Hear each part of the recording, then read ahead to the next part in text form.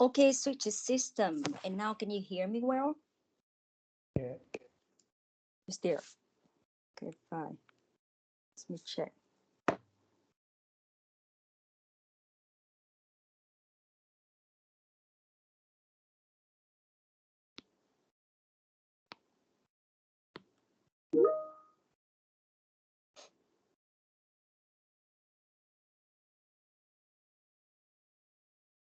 Can you see the screen now?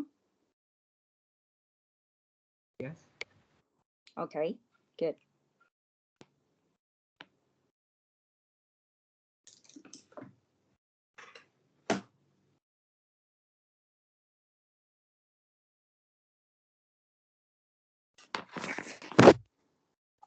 Okay, so going to start the lecture now, and during the meeting, if you don't understand anything, just stop me and say, teacher, I don't really understand what you have said. So that the misunderstanding, or if you don't understand, it comes from different reasons, but like don't hesitate to stop me, okay, if I go so quick. Is it fine? Okay, is it okay for you? Yeah. Okay, so okay, as a protocol, let me introduce you again that I'm Hương, and I actually taught you guys another subject, that introduction to engineering 2 years ago, and now we meet again. And now it's actually that this course was supposed to taught by a foreign professor, Professor Phước Trần Gia, and Dr. Florian Ramser from University of Würzburg, because every year we got them to teach for this course, but due to the COVID-19 pandemic from last year, so they couldn't come here. So next year, hopefully, we're going to see them again. So that's why this year I'm in charge of teaching this course for you guys. Okay, and this course is fundamental communication network.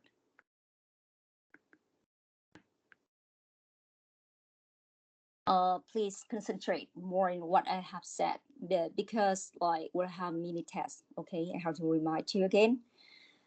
Then because in every lecture, then I want to see the modest point. I mean, if the student really get what I want to convey to you. So maybe there's some survey just for to know, but there's some exercise that will be counted in your progression exam score. So now let's start. That's fundamental communication network. Sorry, this one is a network. I'm not teaching with the slides, okay? So you try to follow this one because I'm going to write it out. And first of all, before we start the fundamental of this one, we start with the content of this one. Table of contents. So in this lecture, what are you going to start is like probability distribution.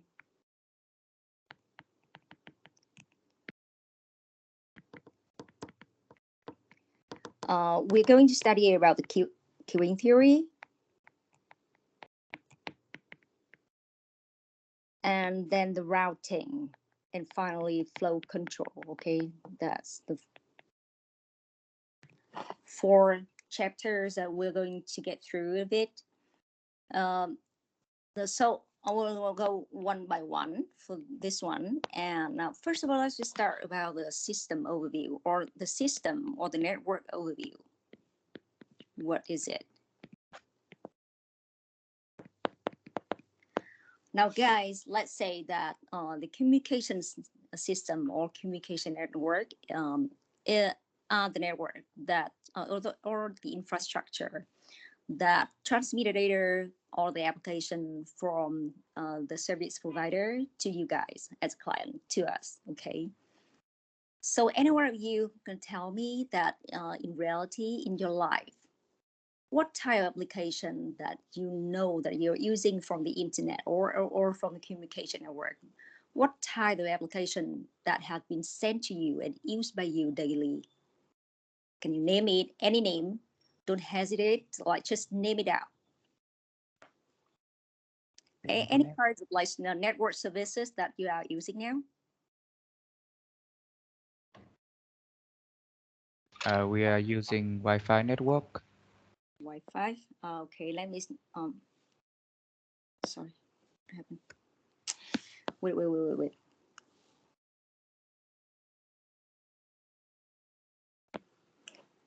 Okay, let me see.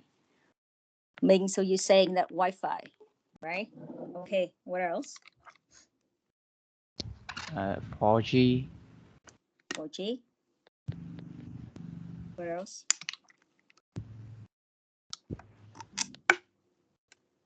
Internet. Internet. So here, internet. What else?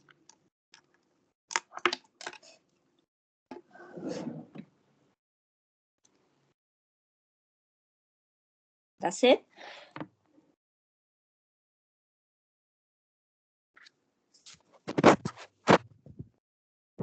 Cellular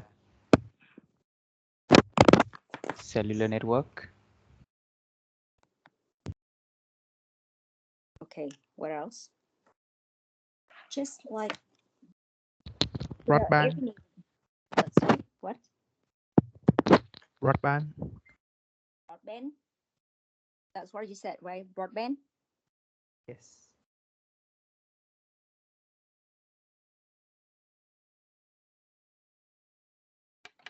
And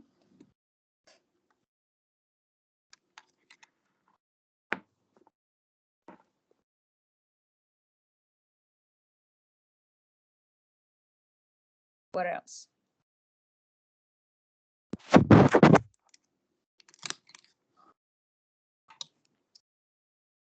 Are you listening to any kind of radio and you're watching TV every day? Yes. Yeah, so what type of television that you are using? Or how many type of television that you have been knowing? Cable. The cable? Satellite. Okay, cable, satellite, television, and you have radio, right? Anything else? SMG. SMS. SMS? Okay, SMS.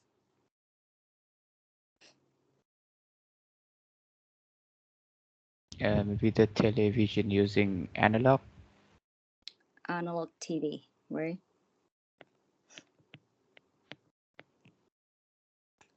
What else? GPS. Yeah. Okay, just like write out everything here. But do you know any application which is using GPS?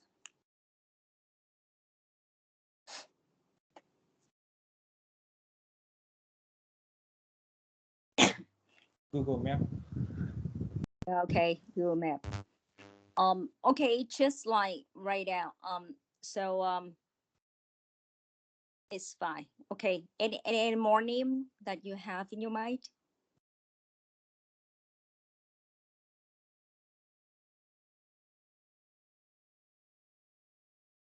That's it for now, I think. Sorry? That's it for now. I can't think of anything else. Okay.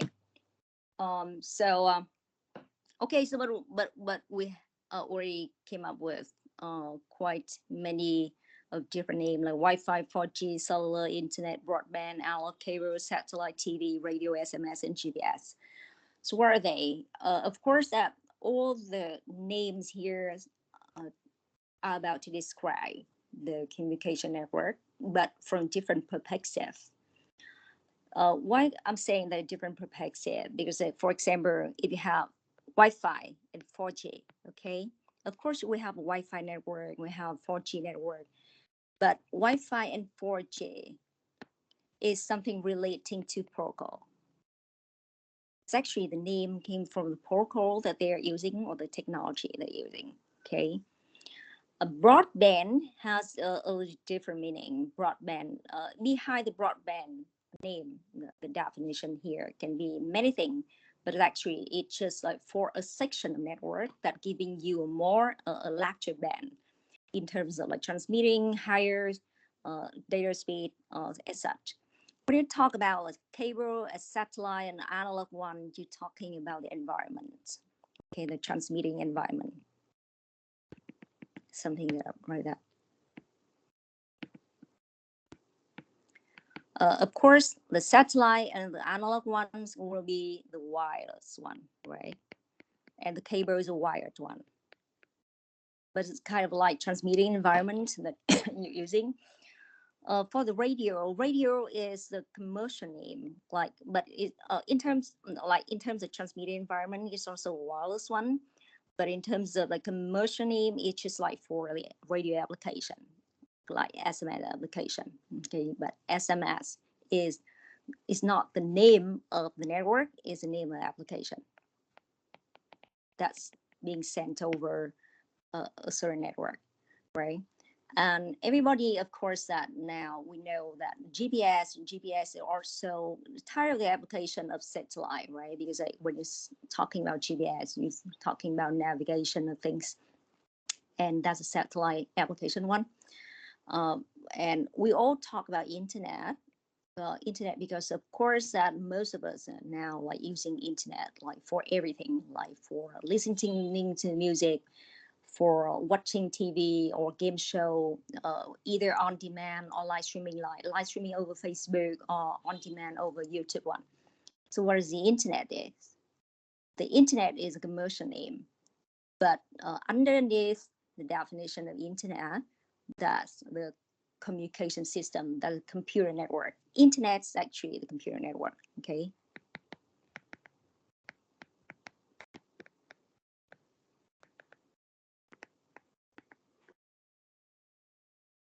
So let's say you have computer by computer connecting to each other. Maybe this one a Google server, let's say. Here you have your own laptop, the client laptop, okay? So where you're using you downstreaming a certain application, for example, like Google Mail, or you can go to the storage. You can be using like Google Drive form, like all the Microsoft Office over Google. So there's different types of application there. Downstreaming from the Google server to you, it just go to you. So in terms of internet, all the users are using now, you just know that you're accessing to Google server or you're accessing to YouTube server and downloading or using the application, sending over there. So this one, like that, the application layer, that you just know that how you connect to a server at the very end. Here you have one end user, and here you have backend, that server of the service provider.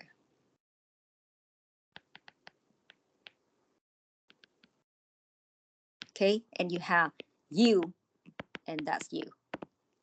You are the client, and you're getting from this. So you can connect over Skype to your friends in the United States, or you can connect to your professor over, for example, WhatsApp or Google Meet in Germany, let's say. And this one, that's currently an application layer. That's the application layer that you just see it, like you connect from one computer to another one. Of course, here somehow like you will have to run a lot of protocol or algorithm to control the system, like how system go, how the data, if the data should come by this part or should go by this part, or and there's many tasks, networking tasks over the application layer. But down there into the data layer, or people call data plane. The data plane, you have the backend server, okay? That's a Google. Here you have a client laptop, that's you. But actually that to connect this one to this one, it may have to go over many router, let's say, or switch, and go to you. Okay, so it means the data, all the information that going from here to here, go over a lot of like storing, forwarding devices like router and switch, and go to the client. So it means that maybe here we have like server in USA, and here we have the client in Vietnam, and the data has to across all the border of countries by country and going to you. And the data just have to go through all the routers, switch, and thing, crossing maybe like 1,000 kilometers, and going from the United States to you in maybe in a certain 1 second, you know, like all the data just come to you in 1 second. That's in data plane, that's it. And that's how the internet goes. Like in the internet, you just know that the protocol connecting maybe a Google server to you, but actually the data beneath it has to across ocean or terrain, and going through switch and router and go to you. Okay, and that's how the internet goes. Like internet is connecting devices to each other, and that's the internet. So for the internet, you see, so in the internet, there's actually that you have a commercial name, you have the application name. So when you're using like 4G or you're using this cellular thing, you're thinking about like either commercial name or also is a protocol name. But it can be called with a wired, like cable network, wired network, or wireless network is that the transmitting environment. Sometimes you think about like Wi-Fi or Ethernet, Wi-Fi, Ethernet. So those names also refer to the topology.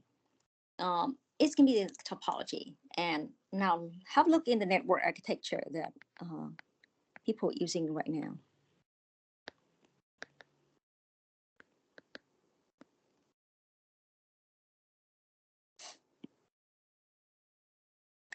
You have access network. Who's accessing the network is you, the client. And here we have metropolitan one. Metropolitan. Here we have core, the core network or backbone. They can have a different name or long haul. Sorry.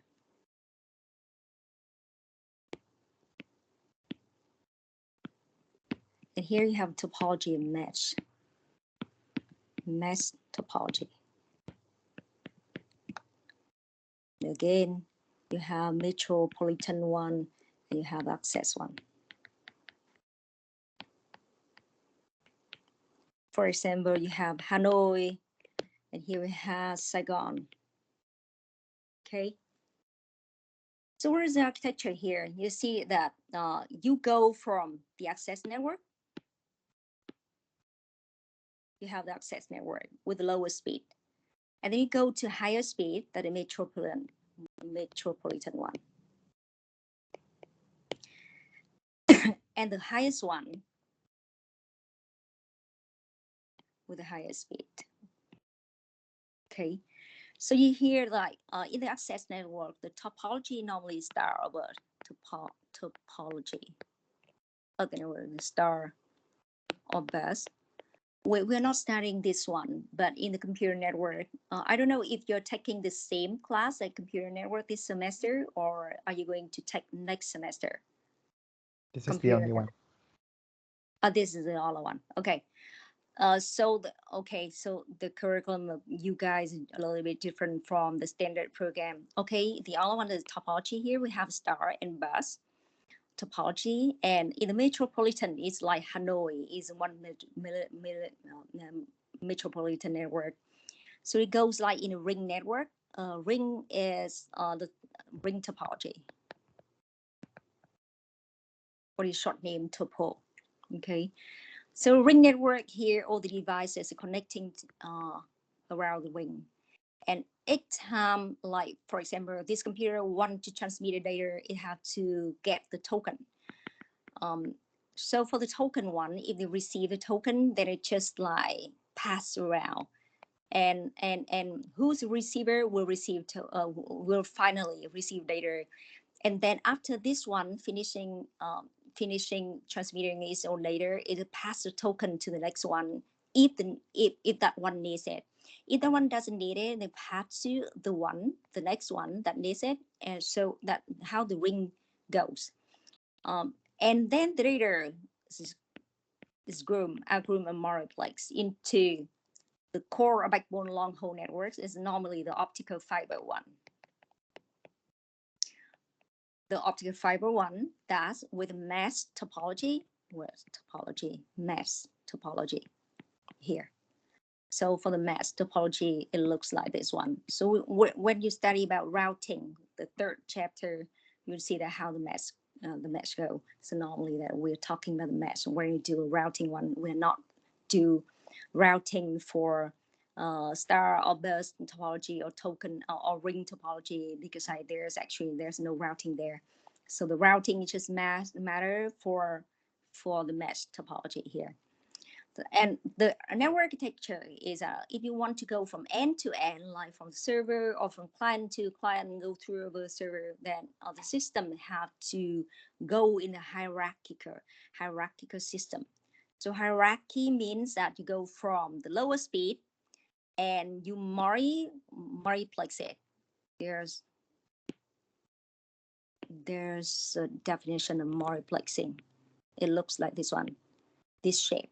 Okay, that multiplexing or shorthand mux. Okay, so you have to groom, you multiplex all the lower speed connection to a higher one. It goes like this one, and then you multiplex the higher speed to a highest one. You multiplex this again, and it goes like to the next one. Okay, and here at the opposite side, what you have to do, like you have to demux again, or demultiplexing.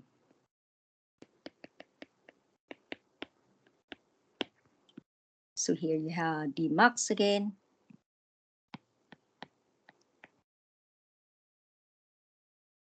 That's a system architecture. They have to groom all the lower speeder connection to a higher one, and then again grooming these higher one to the highest one.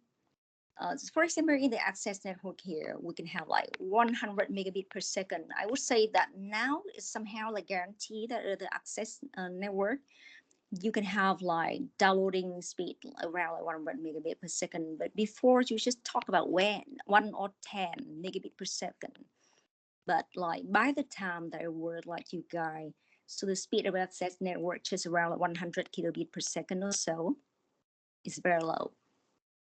But here in the core or the backbone or long haul one, which is using the optical fiber, the speed of the information, like the information data rate can be like 1 terabit per second. 1 terabit per second. So you see that there's actually a huge gap between 1 terabit per second and, like for example, 1 megabit per second at the access network. So by the way, talking about the data rate, okay, the data rate or information rate, data rate, information rate, notation R sub B, okay, R subscript B. you have either 1 megabit per second, let's say, or 1 terabit per second. Okay. Now let's say 1 megabit per second is 10 to the power of 6 bit per second. So how's about gigabit per second and terabit per second? Can anyone tell me? 10 to the power of 9. 10 to the power of 9 bit per second, and this one? 12. 10 to the power of 12 bit per second, right? And of course, you have like kilobit per second, you will have like 10 to the power of 3 bit per second. That you should know, okay? That's the data rate. That's all about RB, subscript B. So now let's say, now we'll go back to this one. If you have here 1 megabit per second, let's say at the access network, and here we have 1 terabit per second at the core network.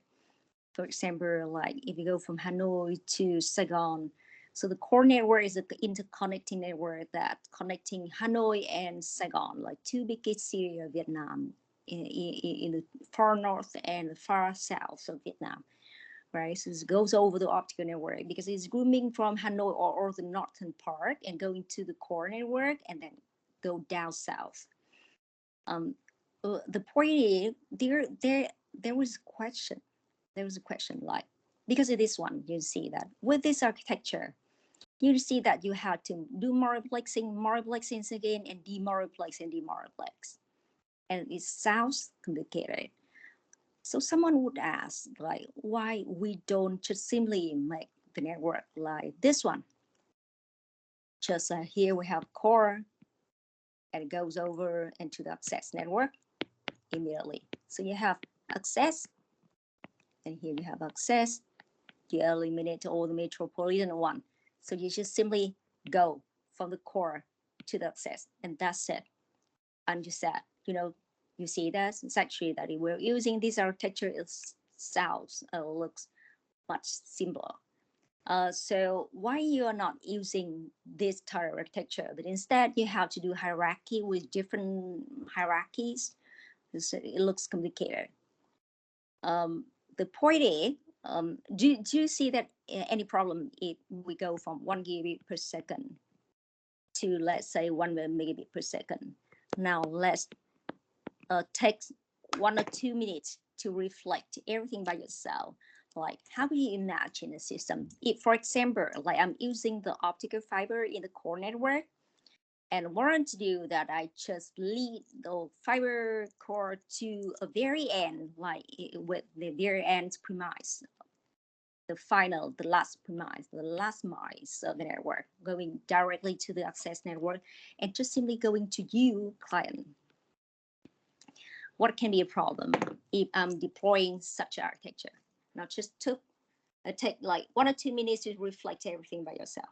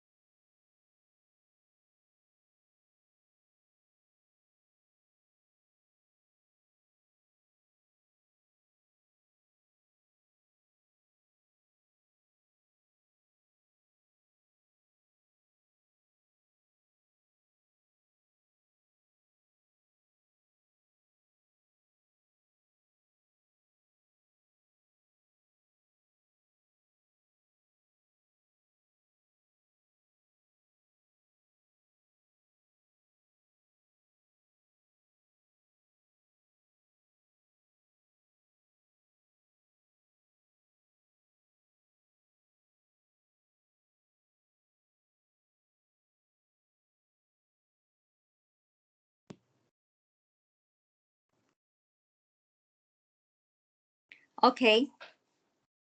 Anyone has any idea?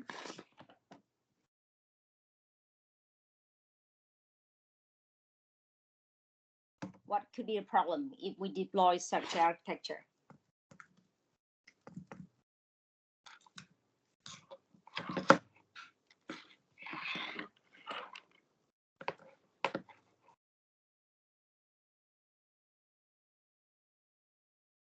Wanasikara, can you answer me?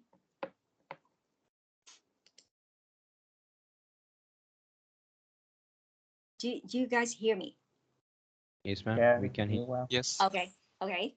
So Wanasikara, is it the right name or Vanasikara? How could I spell it? You can call me Senra. That's my Senra? surname. Yeah, Vansegar is my surname. Okay, Senra. Okay, it's easier for me. Yeah. So Yeah. Senra, how do you think about this architecture? If I deploy and we just connect one lead, one optical fiber with a working length, 1 terabit per second, 1 terabit per second, directly to the very end of the access network. In here, we just have 1 megabit per second, here 1 terabits per second. But provided that we have variable different connection here from 1 to n, okay? So it means that you can demarc to a variety of different connection at the very ends of the access network here. I Do you guess think that what because the access network is quite slow compared to the core network, so it will bog down the whole network. how could it be broken down? Not broken, like bog down, could slow down the entire network. Okay, lock down. Okay, but how could it slow it down? How? Due to the difference in the speed of both networks, ma'am. Okay, so you're talking about the blocking here, right? Okay. Yes, ma'am. You reach to the point. You reach to the point. Now we see that it's actually that the core or all the fiber somehow, like sometimes I take just the example, like it looks like a street. You can go in the small lane or you can go to a broader street. Okay, right? But in the street, it's actually the vehicles can run in parallel, but in their transmission, package actually just go in sequence. The packet go in sequence, so one after one. Okay, that's all the packet. But we start for a moment. Are you guys familiar with the definition of packet? Kinda. Kind of, or what? Do you guys know what does a packet mean? It stops at layer 3, right? Something like that. Yeah. I would say that in general, okay, layer 3 that's routing, because we're talking later about routing one. Of course, for layer 3 is it can be package, and under the physical layer, which is like in the bottom, you just see the information bit.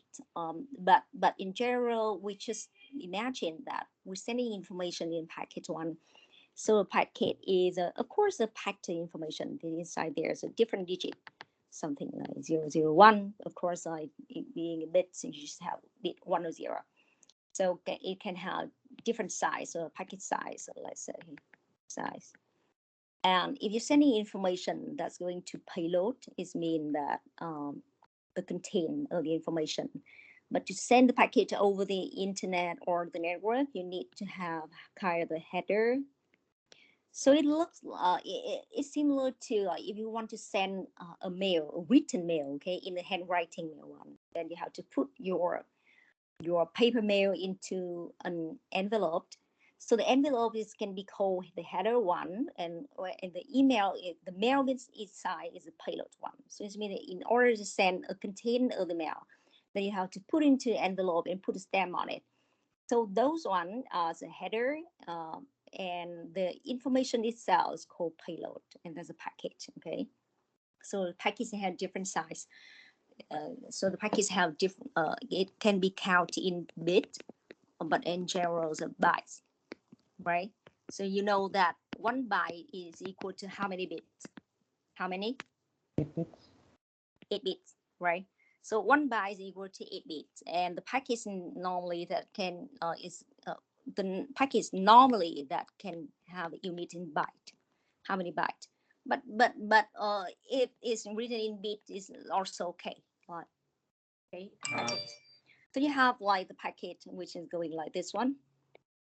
The packet by package going in sequence. In sequence.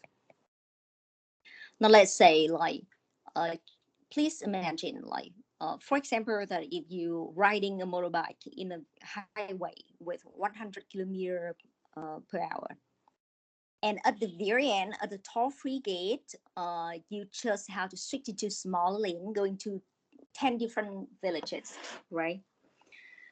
So if you go like 10 different villages, so the behavior that at the very point that we change from highway 1 to a very small lane, then you have to somehow like take a break, right? You break your motorbike and slow the speed. So at the exact moment that you have to give the brake, then you stop here. And once you stop here, every package that behind you also have to stop. And this one's called bottleneck. Okay, like when you pour water into a bottle, that water have to go to the bottleneck that maybe spill out the water, because if you pour water with a very high speed, then water could be spilled out, right? Because it go through the bottleneck and the speed going through it is very slow. So you have to stop it here, right this one, and change it to small lane. Like you have different small lane with much slower, like 1,000 or maybe like 1 million times slower. So you have to stop and so you switch to this one. So either like here you have like, for example, you have like 1 megabit per second, and here you have 1 terabit per second. So it means that you have an unmatching of 1 million times different between this one and this one. So just like for example that we have like 1 million different lane. I'm using a different lane, or it's actually that in the like for the real life. If you have 1 million different lanes, that's one thing. That's first of all that you don't have any demultiplexer. This one, we can have like 1 million or 1,000 different outputs on. That's one point. And the second one, let's see this one stop here to change from very high speed to very low speed, from the left to right. Then from the left to right, then you could have a blocking, or it's called like head-up line blocking. It means it's blocked there, it blocks everything. And moreover, that here we're talking about the optical network, optical fiber. And for the light, there's no buffer for the light.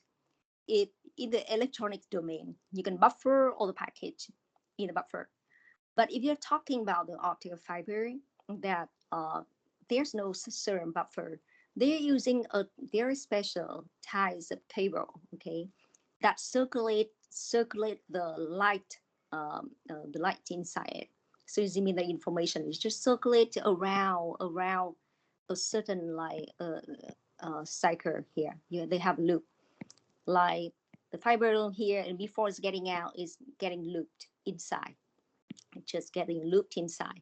So it means that somehow that information is delayed, and they can call it a tire of the buffer that stop the light for a while until it's getting out.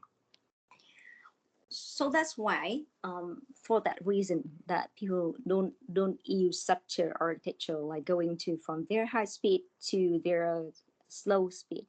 If the gap between them is like 1,000 times different, then they have to do like hierarchical architecture that groom a lower speed to higher speed, and then from higher speed to higher speed one. That's the reason why. And you can see, so it means that the internet itself is running over such a network architecture, like with access to metropolitan to the core, and back to metropolitan, and back to access one. Okay, that's the architecture of the internet that's running beneath the internet one. Do you have any question?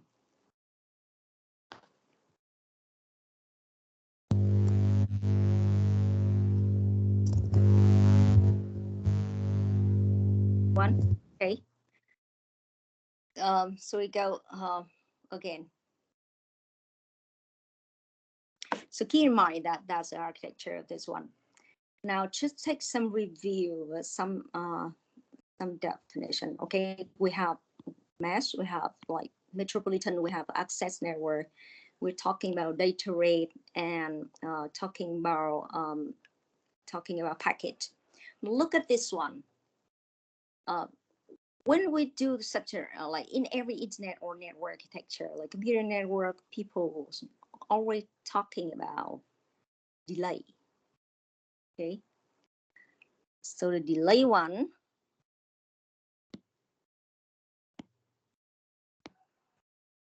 this one. Shall I delete it on? Okay, I deleted already.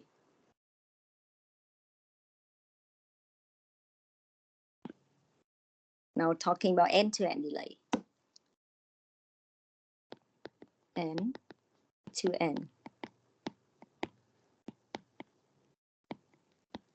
delay. End-to-end delay. Okay. So what is end-to-end? Now remember, any one of you remember what's the end here? The client. Yeah, okay. We have a client. That's one end. And another one. The server, right? Server. Yeah. Okay. So you have end-to-end delay here. Okay.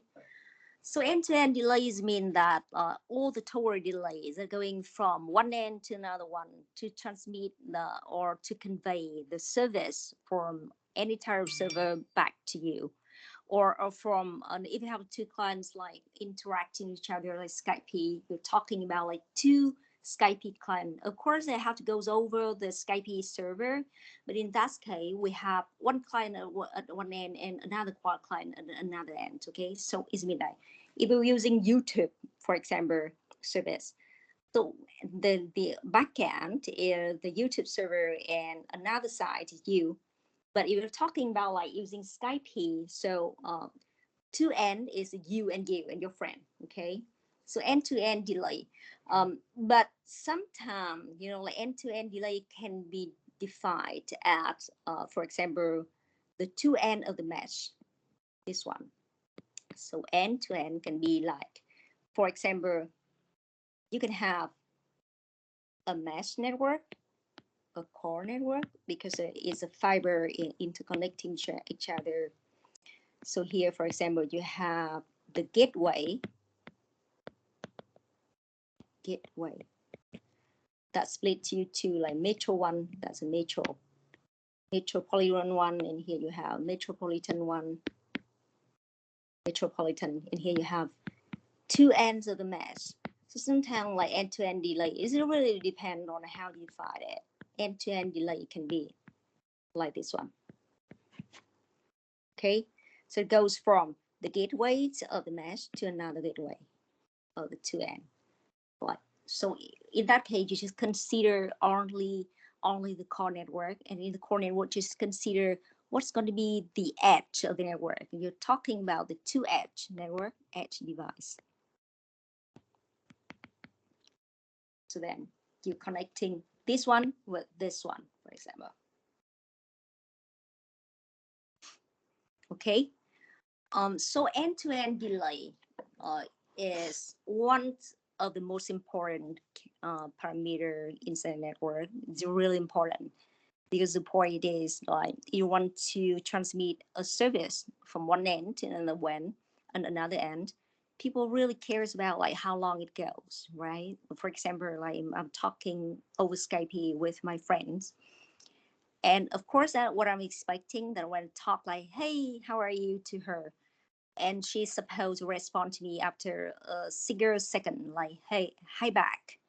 and I have to hear it right. I mean, it's supposed to mimic in reality, like if the lady just like sitting in front of me, so all that are supposed to convey in the same way. But if the delay is too high, for example, in 2005, the times like 16 years ago when I was just also a student, and of course, living Europe, it's far from the family and also the friends in Vietnam. And of course, that we have frequent chatting or calling to my friends in Vietnam. And the problem was that when I call my friend in Vietnam and say hi, and they have to wait maybe like 2 minutes, and she responded to me, and it comes like after maybe another 1 minute. So this means that in that case, the interaction just seems simply impossible and doesn't work out. The delay, because of the delay. So the delay caused because all the packets transmitting over the network was stored somewhere. So now let's have a look. Like for you, what do you think that? What's the end-to-end? What is the component contributing to the end-to-end delay? What could be? Just tell me, according to you, what would cause the delay when you transmit a packet from one end to another way?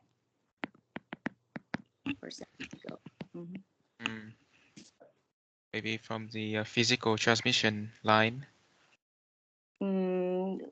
Be more specific. That means that the signal traveling through the electrons, the electric signal traveling to a wire is like in the speed of nearly the speed of light. It causes delay. Okay, Ming. So it means that's propagation delay. That's delay. Everything is transmitting over the environment. Of course, it takes time to go from one point to another point geographically, right? Okay, and then that's propagation delay, because when you transmit even the speed of light, that it takes some time that to propagate it from one point to another point. And what else? That's it. When the you could just you say something about the multiplexing, the multiplexer. The multiplexer when it's progressing the signal is also causing delay. Okay. So you talk about the multiplexing specifically, but or maybe switching and routing also cause delay.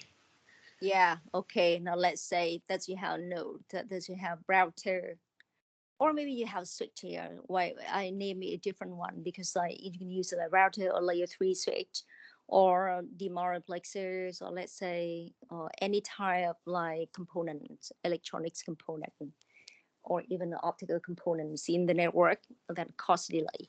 That's called processing delay.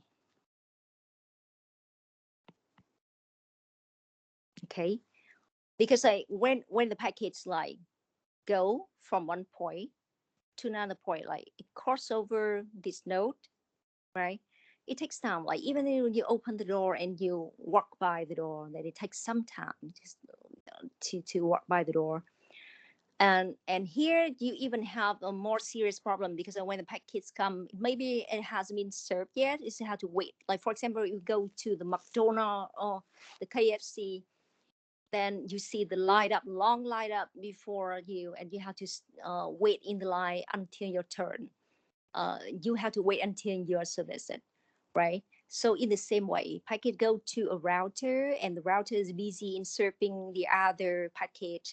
So you have to wait in the line. That's exactly the buffer of all the electronics device. It wait there, and even that when it has been being served, it will take a certain time to be served, right? So that's caused all the processing delay at each node, and you have to sum up all the propagation delays with the processing delay, because you see here. By the way, talking about E2E delay, okay, we're just talking about only one connection. Just keep in mind it, only one connection.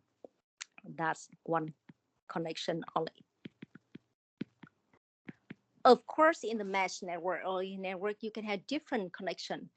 But when you're talking about delay, it means that you talk only about one connection. So end-to-end delay is a two end of a certain connection. Okay, two end of the connection. That's only one connection is concerned here. So when you when you care about a certain connection, then you have like end-to-end delay. That is sum of the propagation delay or the propagation delay.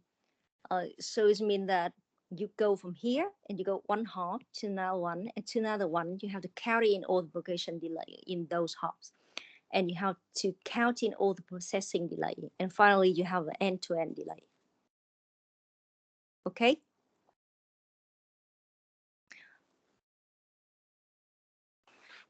Is it clear? Yes. Okay. And also talking about the network, you have here what you have here, like you have the two neighbor nodes or adjacent node. Adjacent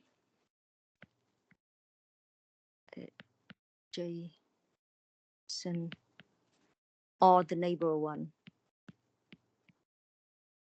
So like if two nodes connecting have the connection directly, they are neighbor, and the connection between them is called hop.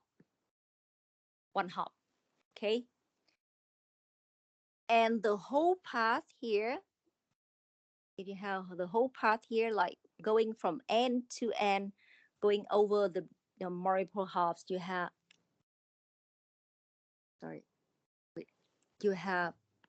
path. So you have hop and the path. So the path actually is comprised of the different hops. Okay, and going from end to end. A path stands for one connection. And in the path, there are different hops in this. There's how definition like the network dimension. Network dimension. The network dimension is the longest path. We have the longest one. So if you have where you have the longest path, and you count like how many hops over that longest path, and that's a dimension network. And normally the network was set at 16 hops. 16 hops is a kind of standard dimension of the network. Why they need to define it? Because like when they transmit a certain package, they can put into a header a so-called time to leave inside the packet. Inside the header of the packet, okay, there's a field called time to leave. Is the lifetime or the lifespan of a packet. So it means that inside the packet at the beginning, when it generates from the transmitter, it can have like the time to leave set up is 16. So every time we pass one hop, one router, one switch, the time to leave is decreased, like time to leave decreased by 1.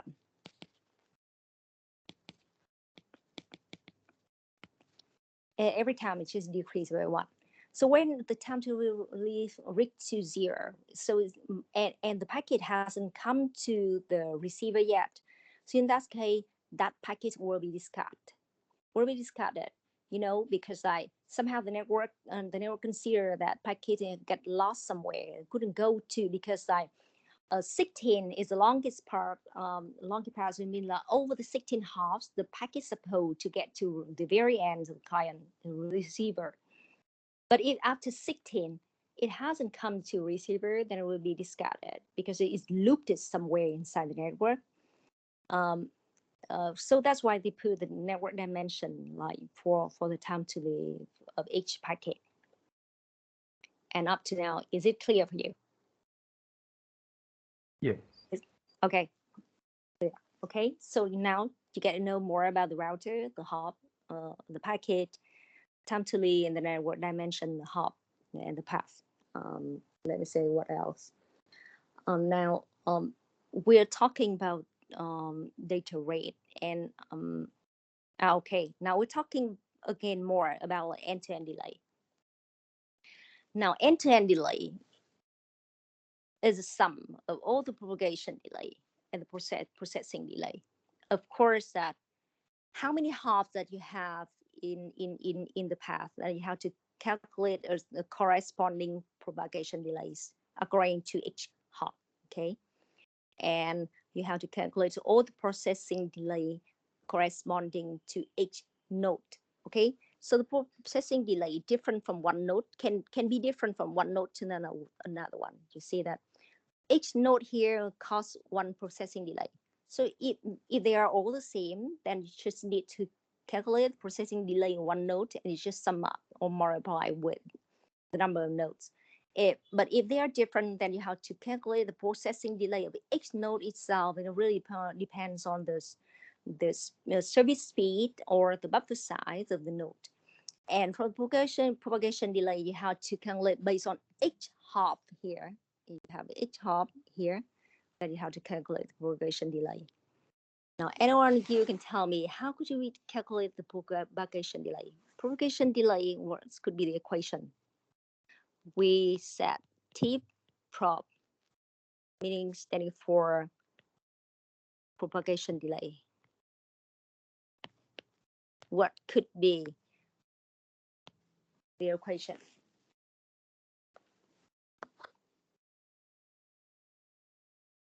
How could you calculate propagation delay?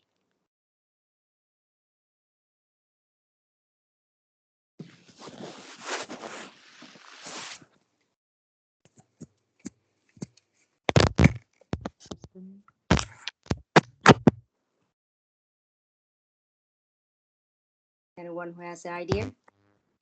Usually it will be length.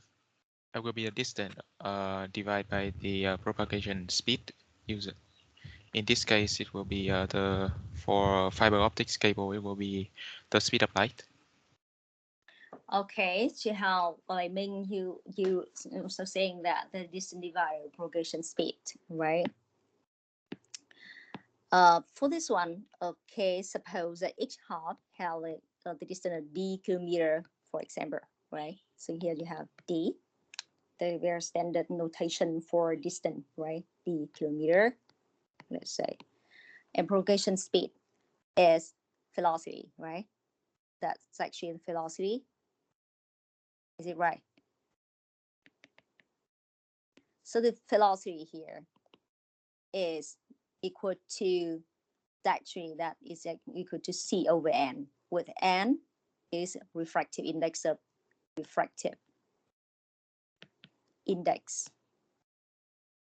the environment.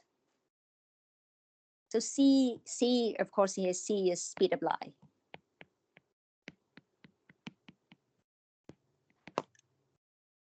But n is a refractive index of the environment. For example, like if you're talking about the optical fiber,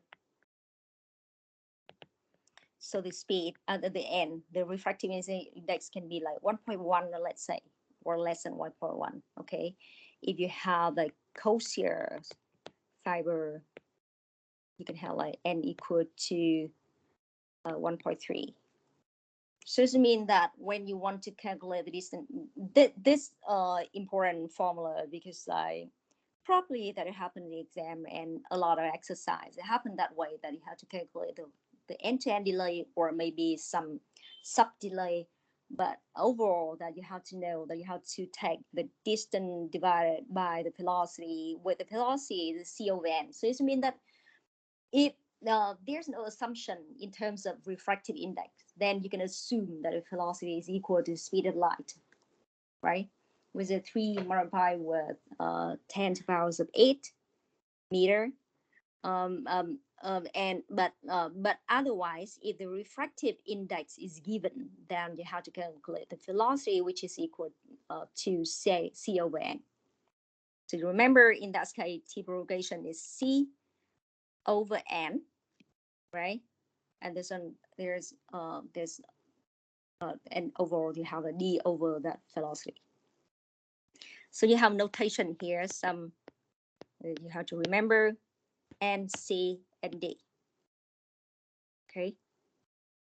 Now, talking about the processing, T processing.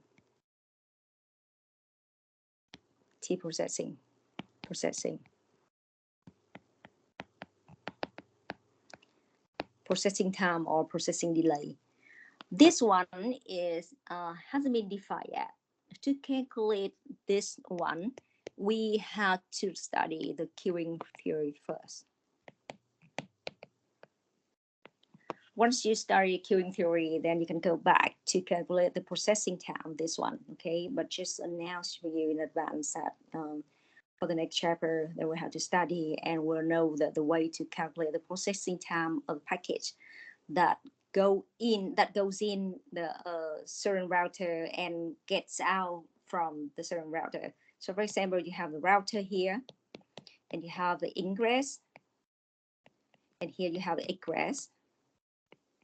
The package comes in and gets out, and the processing times count from the time, the instant that the package comes in until it gets out from a router.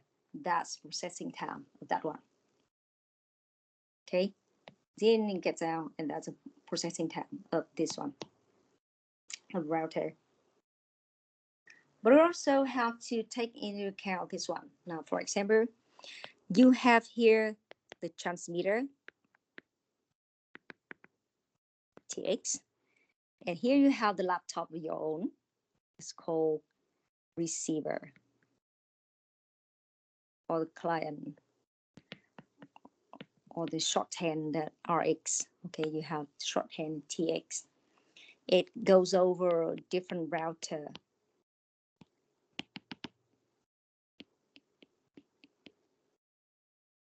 Of course, it goes to the end. Okay, now we're talking about the data rate. Data rate, RB, R subscript B. The data rate is information rate that generated by the transmitter itself. Okay, the data rate or information rate.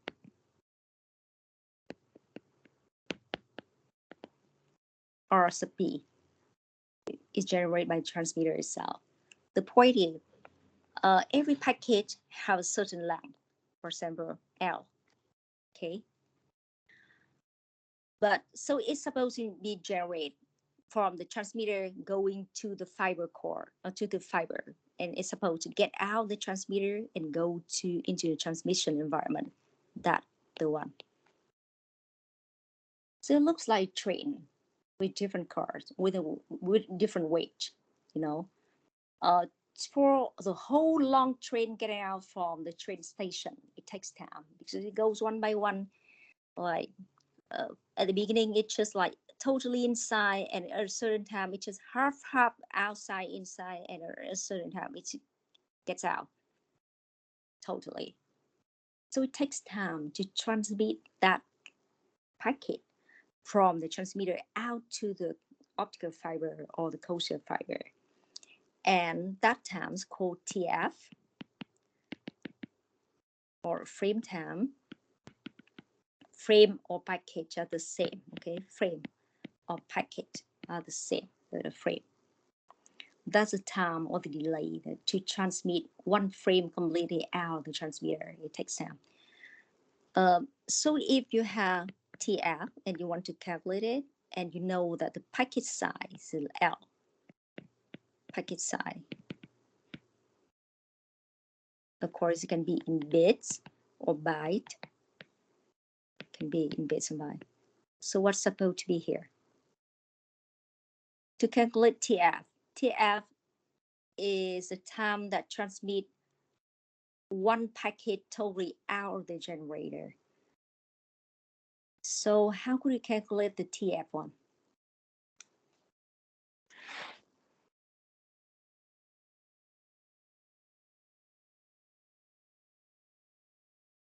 Manuja. Is it so? I'm spelling the right name, like Manuja? Yeah, teacher. Yeah, okay. How do you think? Just help me, please. How could you calculate the TF one if you want to transmit the whole packet from inside to outside of the transmitter? And you know the packet size is L. L is the packet size.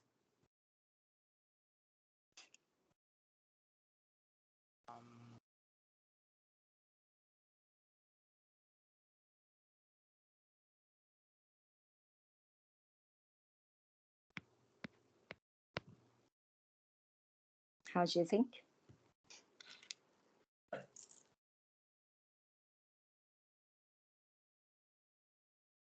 I think it's a little bit not clear for me. Okay, so the TF1 here, so the TF here is not like propagation, okay? For the propagation term, you need to take the distance divided by the velocity, the propagation velocity, okay? But in this one, you're also using velocity, but not that propagation velocity. You're using this RB. Okay, this one with the unit bits, for example, and this one unit of R sub P and P per second. That's one. So finally, you have a second one. So to calculate the TF1, then you have to calculate the L divided by the data rate or the information rate of that transmitter. Okay? Okay, teacher. Yeah. So talking about C, here we have C, but this C is the speed of light. Okay? In the communication network, we have another C, the capital C, which this one. Okay, we'll take this one. Let me see which ones could be clear. Okay, take this one. We have C here. So this capital C is different from this C, okay? The capital C here, C, is the link capacity. Link capacity is the maximum rate that hop can transmit. Now, what is the link? Here you call hop, and hop equal to link. Okay, hop is the link. And a path comprised of different links. Okay, so you have to try to remember all the notation, all the definition in the network. You have hop, hop, hop, hop, like grasshopper. So, and each hop is one link. Links mean that the connection between the two adjacent nodes or two neighbor nodes. This link. So where's the link capacity? Link capacity is, for example, when I install or set up a fiber, the optical fiber, or a coaxial fiber, I can say that, like the maximum bandwidth of this one, or the maximum link capacity is the maximum bandwidth, okay? That environment can convey maximum bandwidth. That's link capacity. And the bandwidth, in that case, it is actually the data rate. So this means that if I say the link capacity of this means that the cable capacity is 1 gigabit per second. It means that a maximum that cable can transmit 1 gigabit per second. So this means that if you transmit from the transmitter 2 gigabit per second, but you plug in an optical cable that is just 1 gigabit per second, this means that 1 gigabit per second of information will be lost. 1 gigabit will be lost, because like the maximum one is 1 gigabit per second, but you're sending like 2 gigabit per second. That's overloaded all the buffer of all the devices along the path. So data will be buffered for a while, and when the buffer is overloaded, it's just simply spilled out as water. It dropped. So it means that all the packages cancelled from the network, it lost, and you lose the network, and you lose the information. Okay. So link capacity in this one is C. That's of a cable or wireless environment. For example, you sending all the data over the wireless one into the air. So air is part of like the environment, a channel, a wireless channel that you're sending over information over there. So the maximum link capacity is called C, and a maximum bandwidth. Okay. But the bandwidth itself, okay, bandwidth, what's the bandwidth?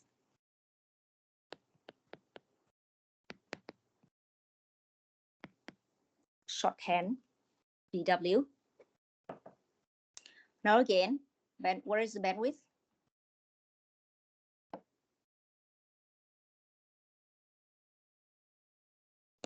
Where is it?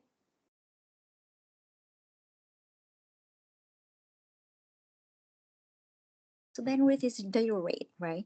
Bandwidth, actually, that there's two definitions, or it's actually like two use case, which is used interchangeably. Bandwidth can be link capacity, can have meaning of link capacity, but it can be considered as well data rate. So it's a little bit different. Now let's say you have a transmitter, here you have a receiver. Let's say we have only one hop. You connect two side to end with the optical fiber, let's say. So in this optical fiber, it can state like C equal to 1 gigabit per second. So it means that the maximum bandwidth that fiber can convey there is just 1 gigabit per second, no more. It's supposed to be 1 gigabit per second. But the transmitter can transmit data with like 2 gigabit per second, let's say, RB. Okay. So sometimes the bandwidth one can be considered as RB1. Sometimes it can be used as a C1. So that's quite like ambiguous but that happened in the networking world, because in the networking guys, sometimes they refer bandwidth to the data rate one, and sometimes they refer to the capacity one. So you really have to, depends on the situation. You should understand that the bandwidth in this case is considered as a data rate or is considered as a link capacity. So for example, when you have to do some exercise, if there's no assumption or there's no information in terms of link capacity, then bandwidth will be the data rate, and vice versa. When there's no information in data rate, then bandwidth can be called as a link capacity. Okay, others can consider root, and we know that the RB is supposed to be smaller or equal or smaller than C capital. Data rate is supposed to be smaller or equal to the link capacity, because otherwise it would be lost.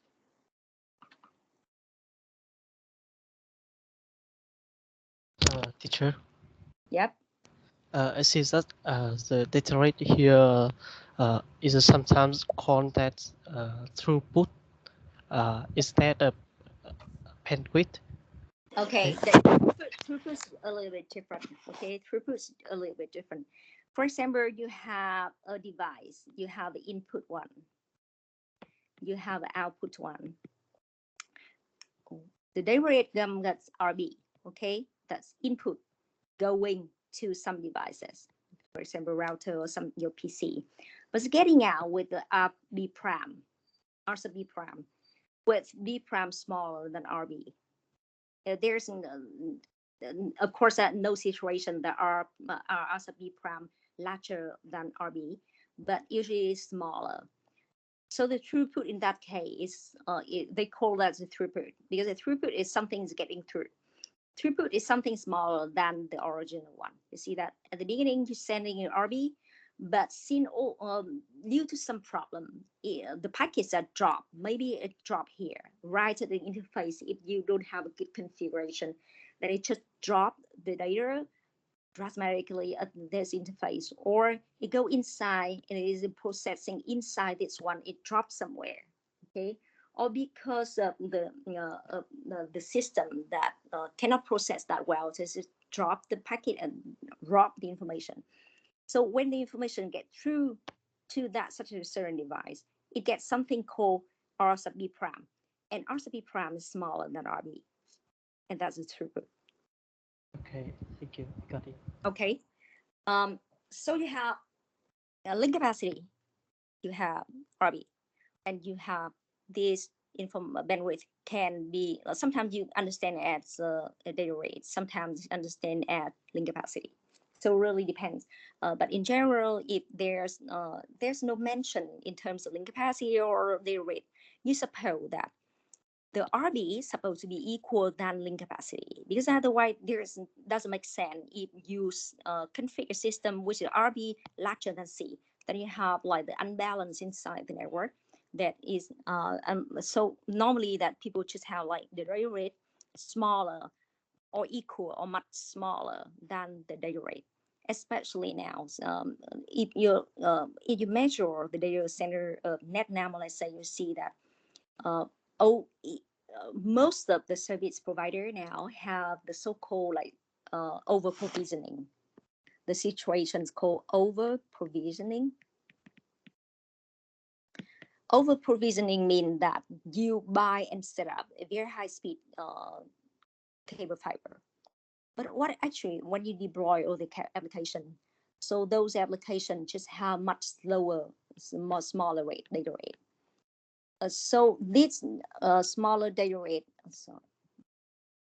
much smaller than C. Maybe you just you sum up, when you sum up, you just use maybe 60% of the link capacity. So it means 40% of link capacity is just left unchanged, untouched. And in that case, you call like over provisioning. That's that you provision all the infrastructure that over the requirements or over the requirements or the need of the user.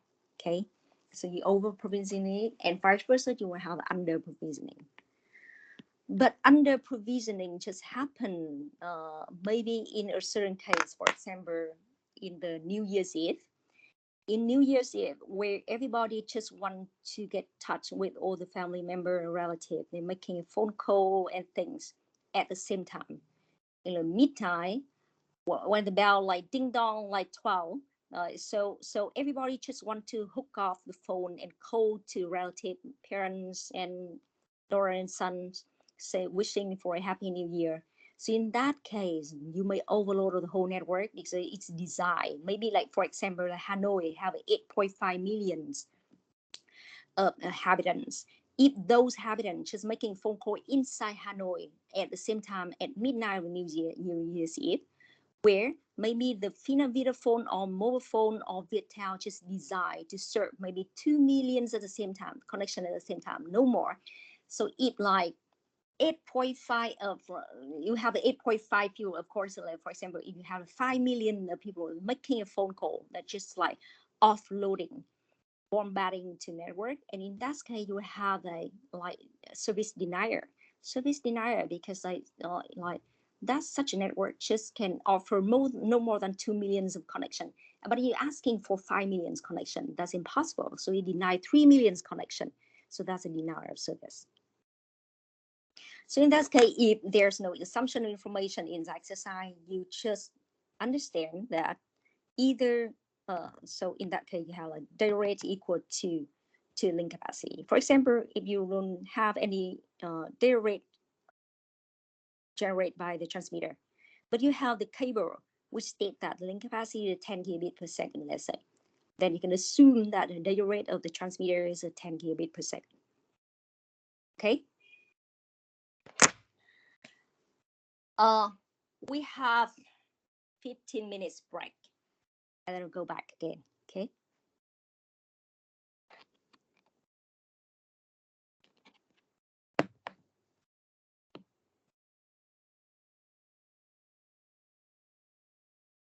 Fifteen minutes break.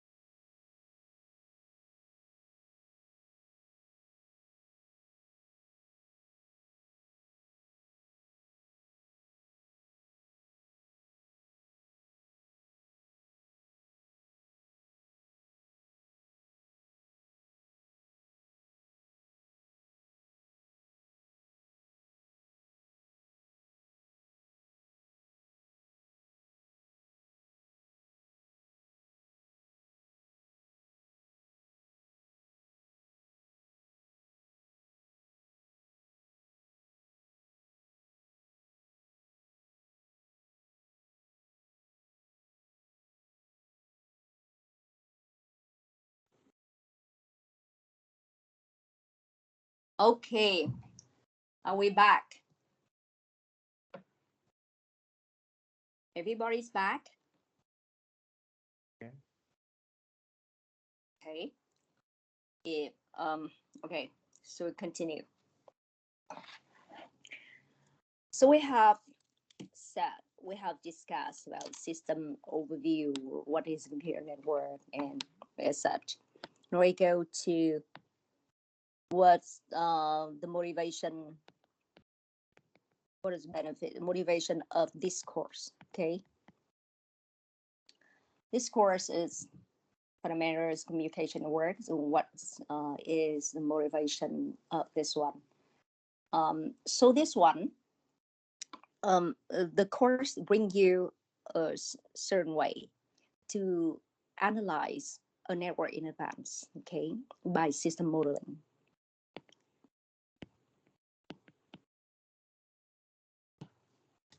Ming, you have some experience, so can you tell me for you what is system modeling?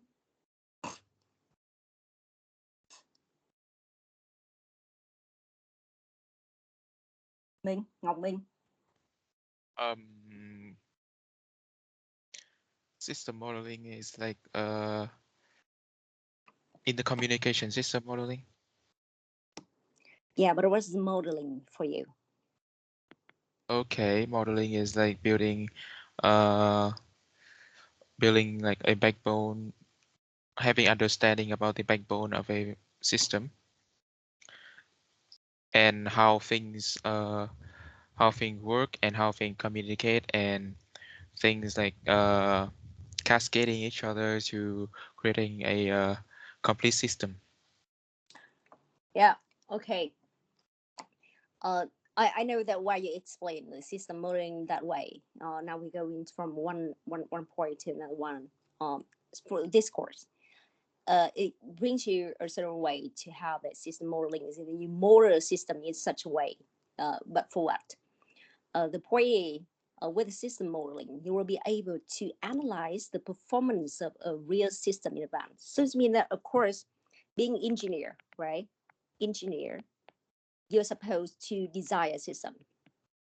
You design a system.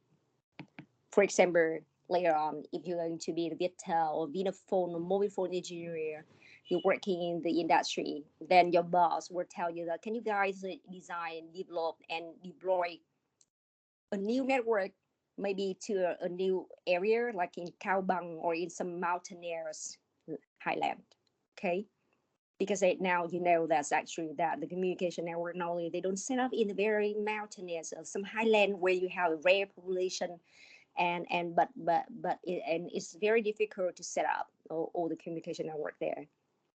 So you have to design a system, but of course, if you don't have any calculation and thinking in advance, of course you cannot convince your boss to invest a lot of money to buy fiber router and access point and as such to deploy such a system, because they want to know that if you take everything into account, like of course in this course we are not talking about business stuff like how could you balance the trade-off between the cost and the quality.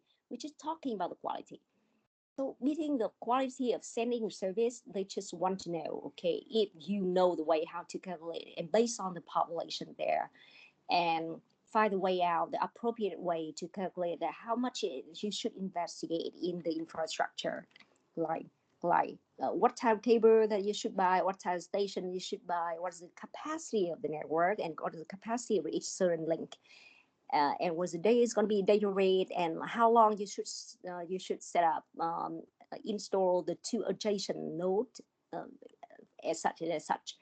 So this is system modeling. System modeling that in the laboratory, or in the PC, or upon your paper, white paper, you have to draw it out, and you have to find a way out to analyze the performance of the system much in advance. Okay.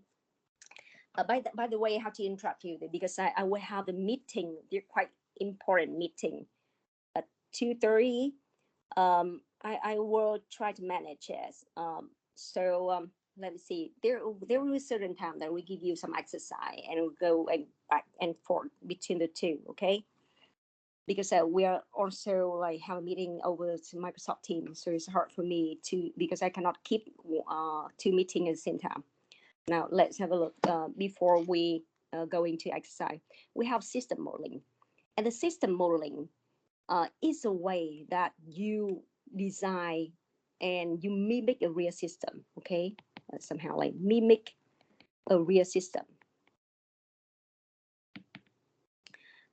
But the point that since you mimic it with very limited resource, infrastructure, hardware, and software, and also because like you cannot like mimic all the real environments, like the air environment, you just transmit air. Because in the air environment, you can have like raining, you can have storm, you can have daylight or by the night, and you have different humidity and temperature and things like that. So it's all the things that will affect their data transmission or the data reflection or the lighting reflection of all the electromagnetic signal.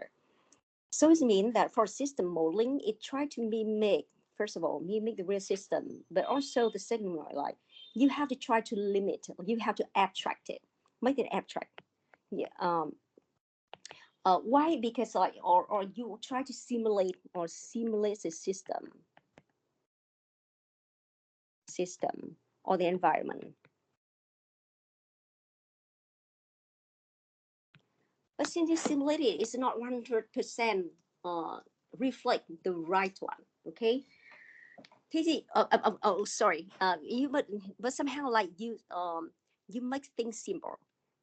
It means that in the real system, there's a lot of factor.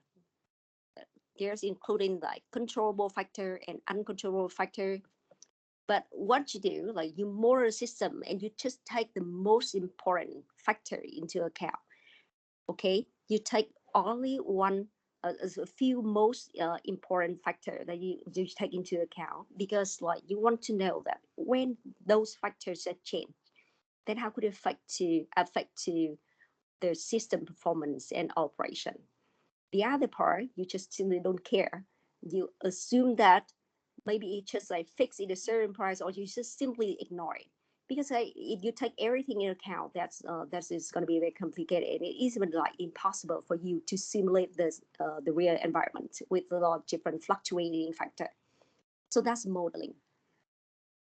Okay, like one of the way of modeling, like when you model, you just assume that there's no processing time of all the devices, or you can assume that there's no propagation delay. Because you provided that all the hops in the same same distance, or with the same refractive index of the environment, or with the same everything. Everything's the same. So in that case, you can somehow ignore the propagation delay, because you think that up to a certain different services, all the scenarios just are equal, then we just simply forget it. Or you can say that because the network is too small, so propagation delay is just like ignorable, because the propagation is like cannot be counted in, because maybe the two nodes just in distance a few meter or tens meter.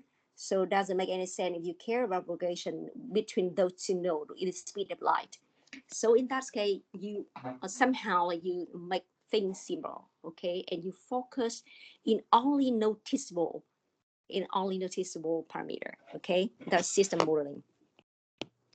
Only consider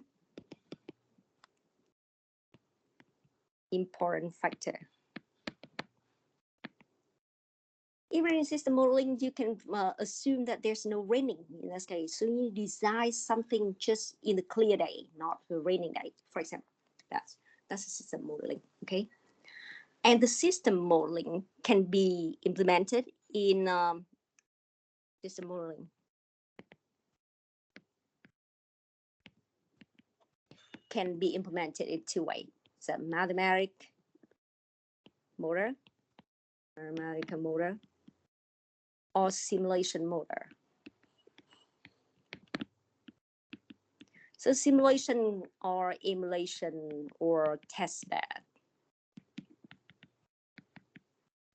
Anyone have an idea if yeah, what's the difference between simulation, emulation, and testbed? You know what is it?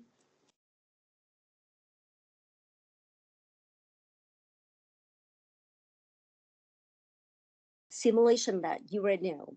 I believe that many of you already get to know about the simulation environment, right? Simulation tool, especially for the networking environment, you can use like Mininet, you can use the NS2, NS3, or OpNet. So it really depends on like the application that you're concerning. You can use different tools, but those are, this you can call a simulation. This one is simulation, a simulation environment. This one emulation one.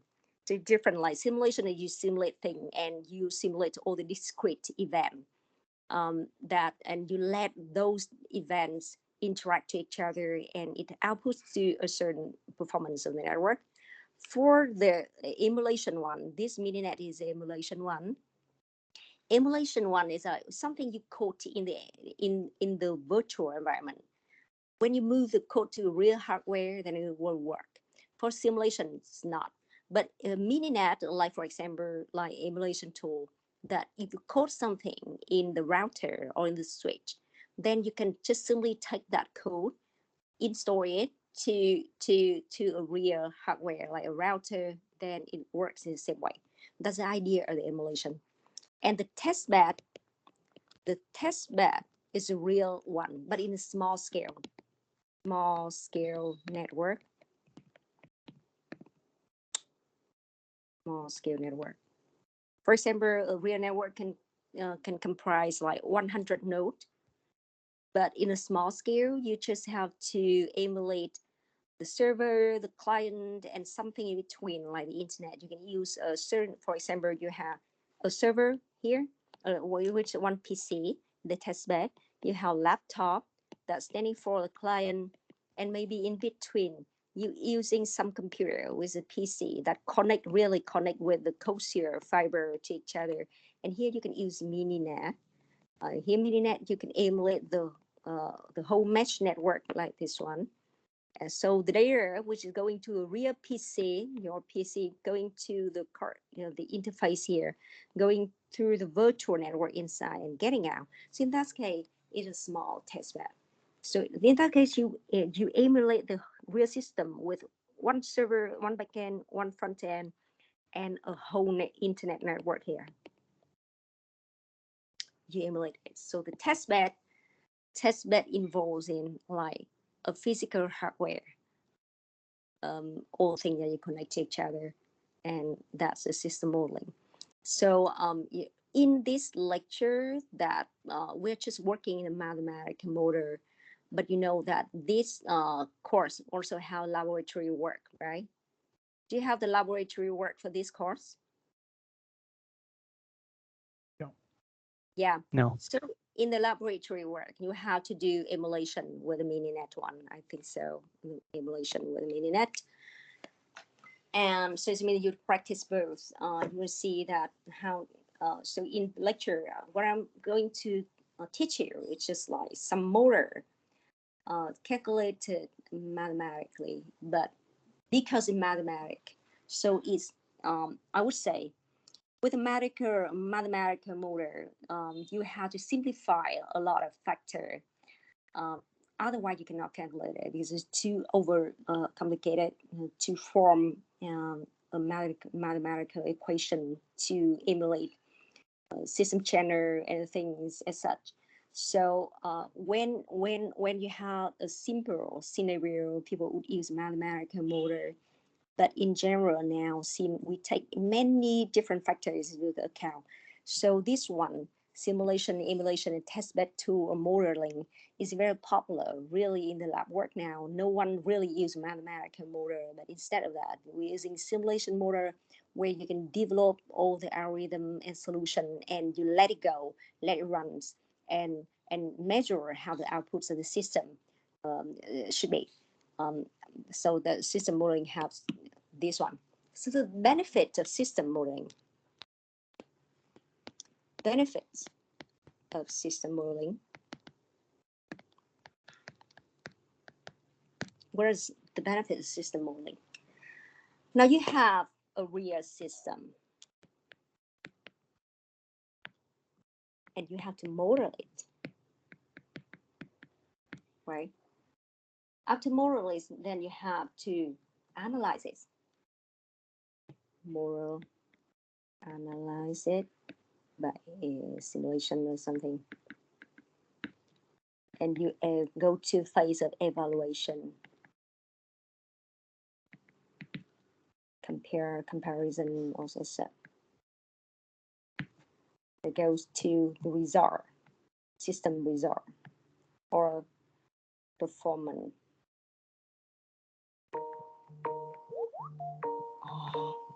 Result. And you validate it. Okay, that's the whole validation of this one.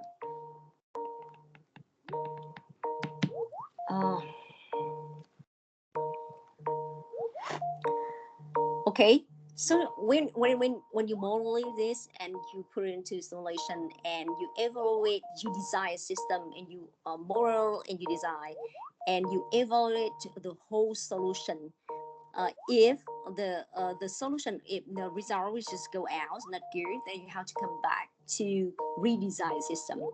So the benefit of system modeling is that you don't need to invest a lot of money into the system hardware and software in advance.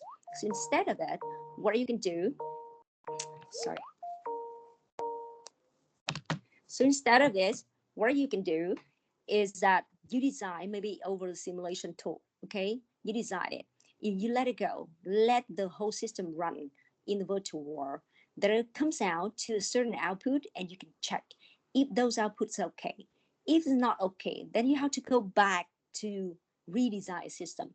But if it's okay, you stop there, you state that, okay, I found out a good solution, would bring you the good performance. If we are invest money in developing such a system, it's going to be okay, it's fine.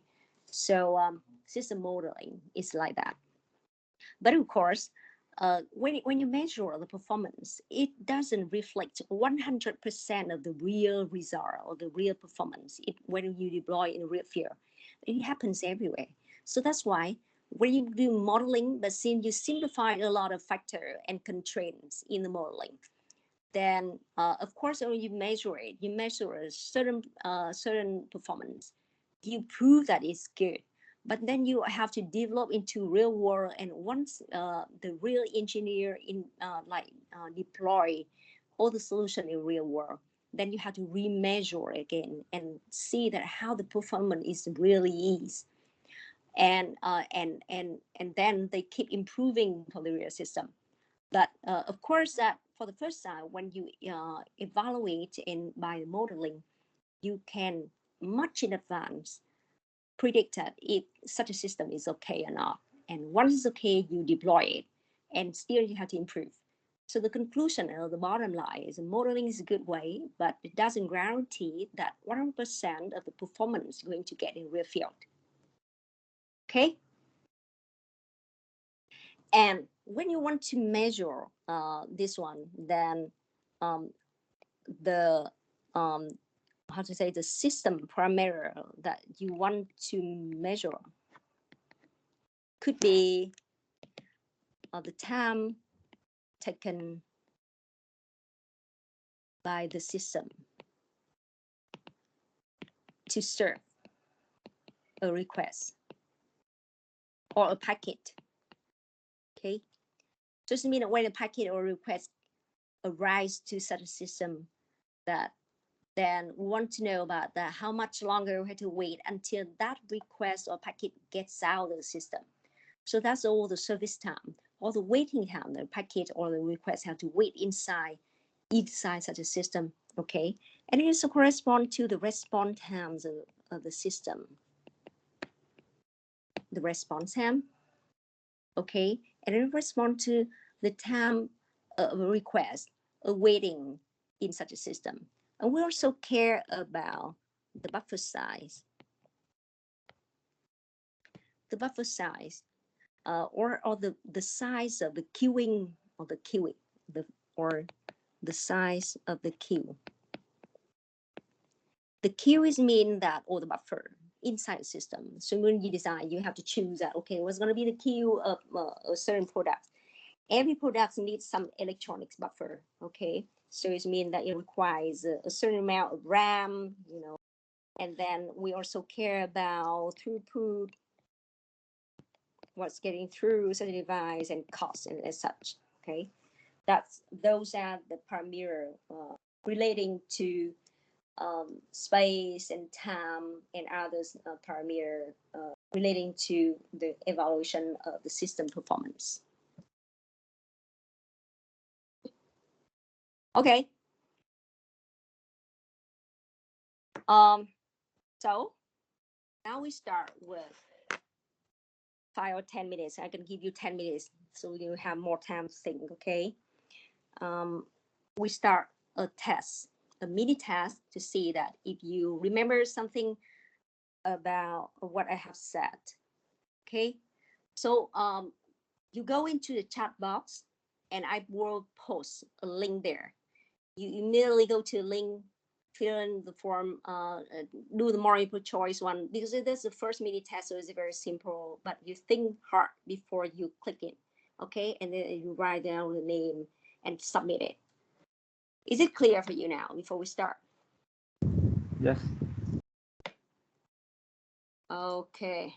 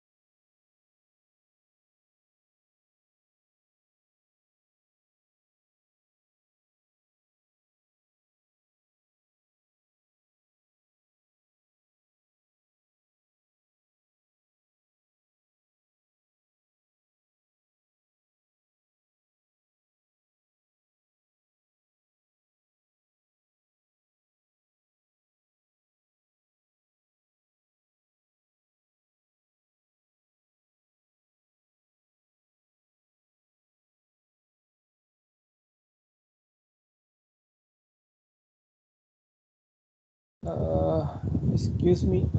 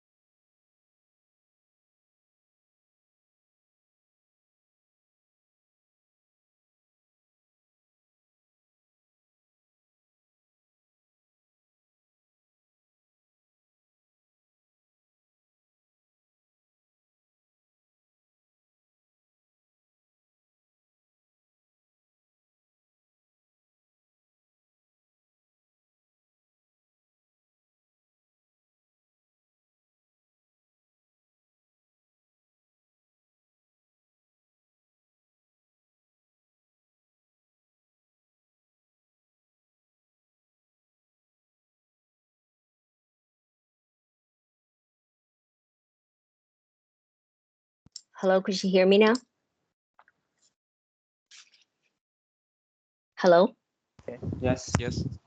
Okay, so you have experience, a tired of the certain exam. The next exam is going to be harder because like for this one you have multiple choice, but for the other one you have to calculate in your paper sheet and then fill in just result.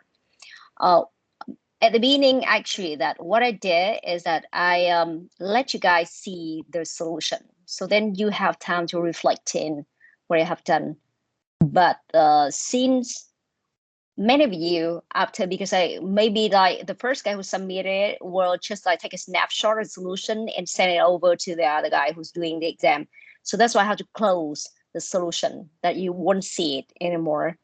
I think that's the first mini task. We can go back to later on to answer because I see that the distribution of the one who get the highest score is quite low. So it means most of you have a wrong answer. But this one is hard because it's a multiple choice, but you can like a check box. You can choose like 2 or 3 correct answer. That if you just get all one answer wrong, then the whole answer is wrong. But okay, we'll have a look later on. And I have to do it quick to go on the lecture. And today we'll have now let's say we'll go on to another lecture. We go to the chapter 1 about stochastic process, okay?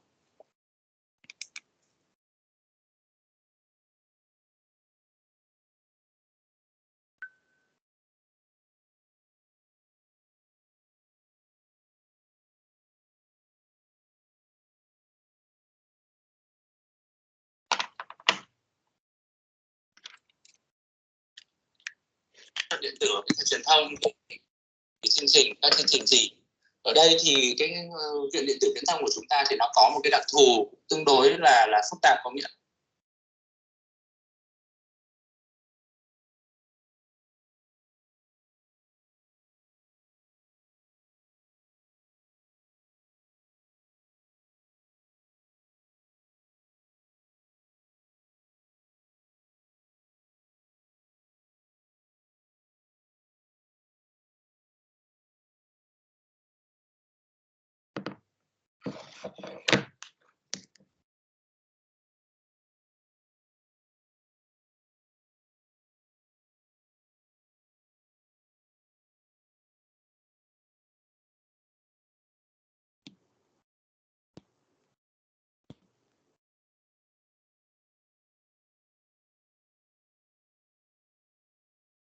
Okay, do you see a slide now?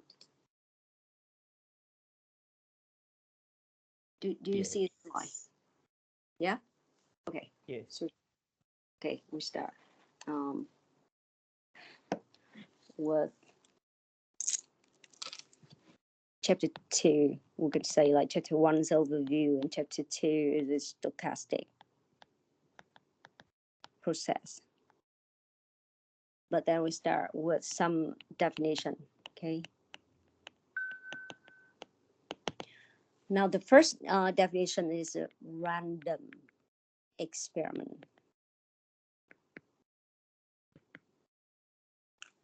That's a random experiment. Now let's take one example, and you need to listen clearly to what I have said, okay? Now, for example, I want to make one experiment.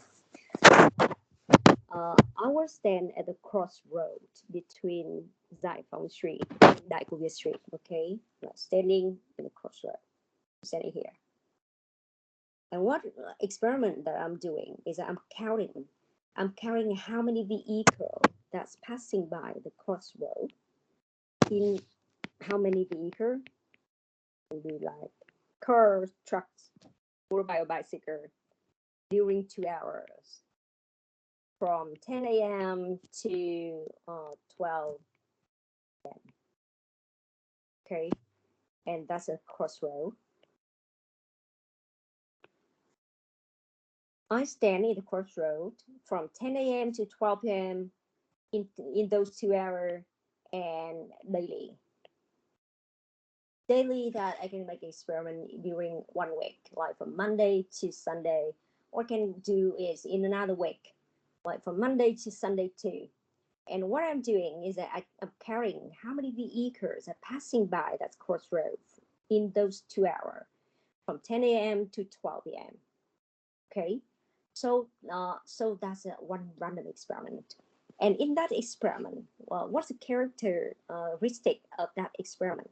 Can you just conclude that in that experiment, that's supposed to be like in the same situation, okay, same condition? It's the observation of something in the same condition. So what is the same condition here in the random experiment that I told you? What can be determined as the same condition in that experiment? This one. Place. The place is supposed to be between Giải Phóng Street and Đại Cổ Việt Street, right?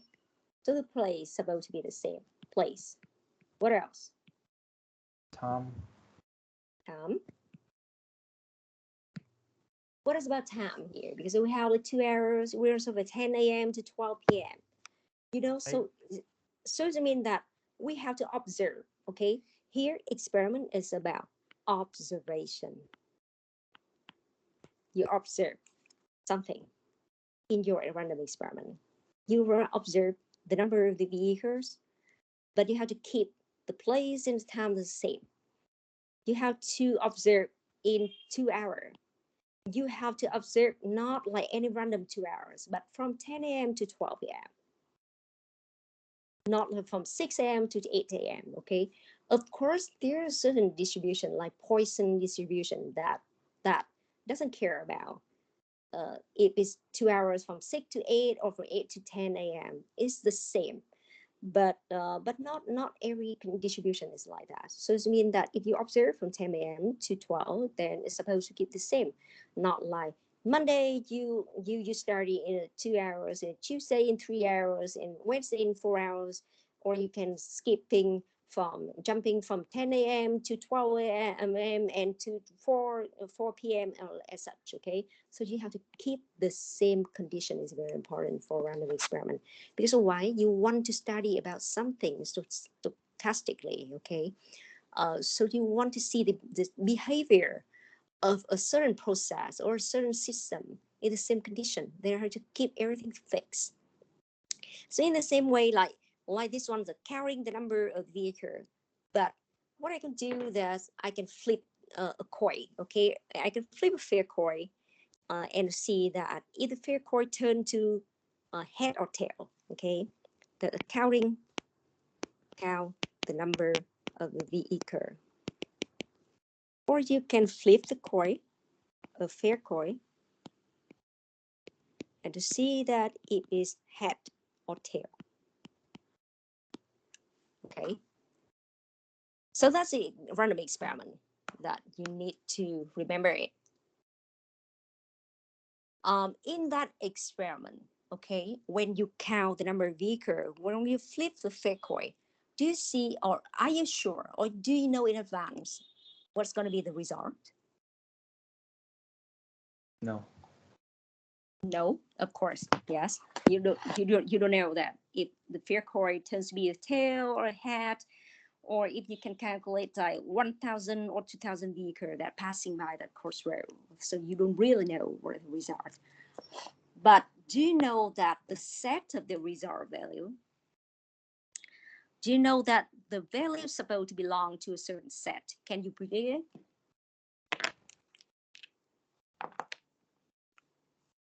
Can you predict it? You don't know that it's a head or tail. You don't know that how many vehicles that's passing by. But can you know that the result is supposed to belong to a certain set?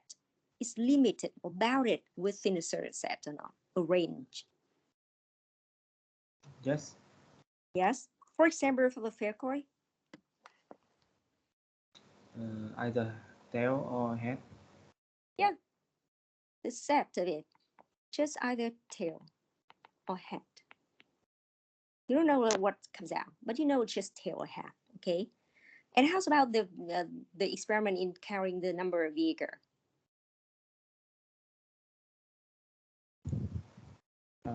Total vehicle in Hanoi.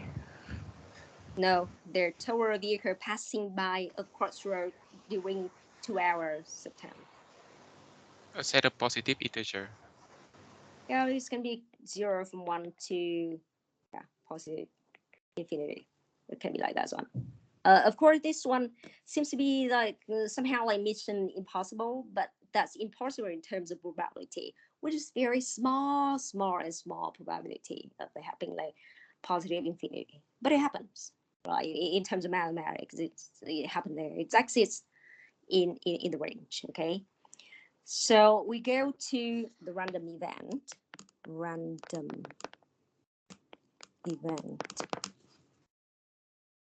For the random event, so it means the random event is the result of a random experiment.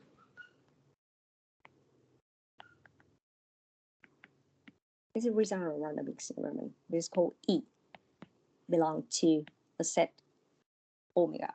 Okay, that's a random event.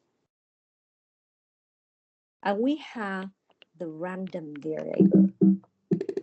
So random variable X, random event E, and random variable X.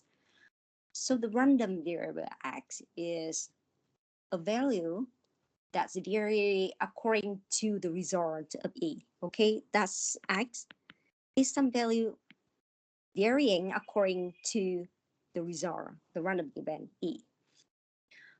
It's actually that X and E in many cases are similar, you know. So we can consider like X equal to XE. For example, like you flip the coin and it can go to 1 to 0 with this one tail and this one head. Okay, so you like that's a result E.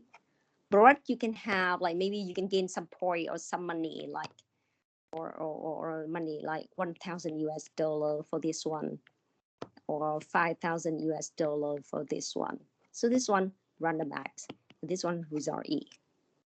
So it just correspond to a result. If you don't have sometimes you can combine like the result and the random variable are the same. Like you count the number of the car. So the random event E equal to the number of the car passing by the crossroad, or in that case is a random variable X. Okay. So X has 2 characters. It can be discrete or it can be continuous. For example, if you want to count, okay, in what case that's continuous and what case discrete? Can you just make some example of any type of experiment that you want to make? And in that case, X is discrete, or in what case X is continuous? Can you think and give me some example? Especially if you think about the computer network, it's very good. You can think of any example in the communication network that you make some experiment and it comes out with a result, and the value of the results can be in a discrete format or continuous format.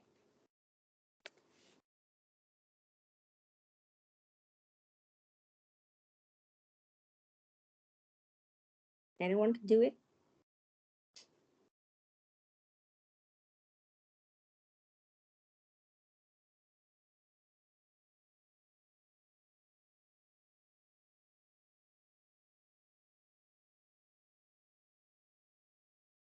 Ubis.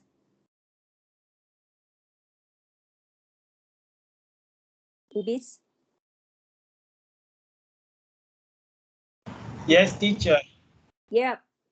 Can you come up with any beautiful ideas about random variable where X is discrete? Do you know what discrete mean? Discrete. Discrete where the value of x is just 1, 2, 3, 4, 5. So you can count it in the range of x. Okay, 1, 2, 3, 4, 5. So there is a limited set of the values, and you can count. But continuous is something like going smoothly. You can go from 0 to 0.11 and 0.112 and 0.12, and it's going and ranging over the range of x, because that's continuous. And discrete is they have a limited number of values in the set, just 1, 2, 3, and you can count it on.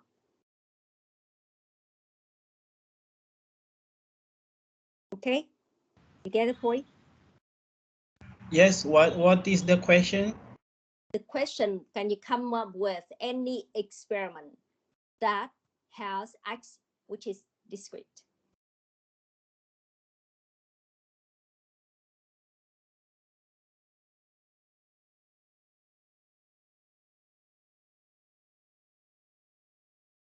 Yes, we have to count like using integration, right? Yeah. We're using integer number.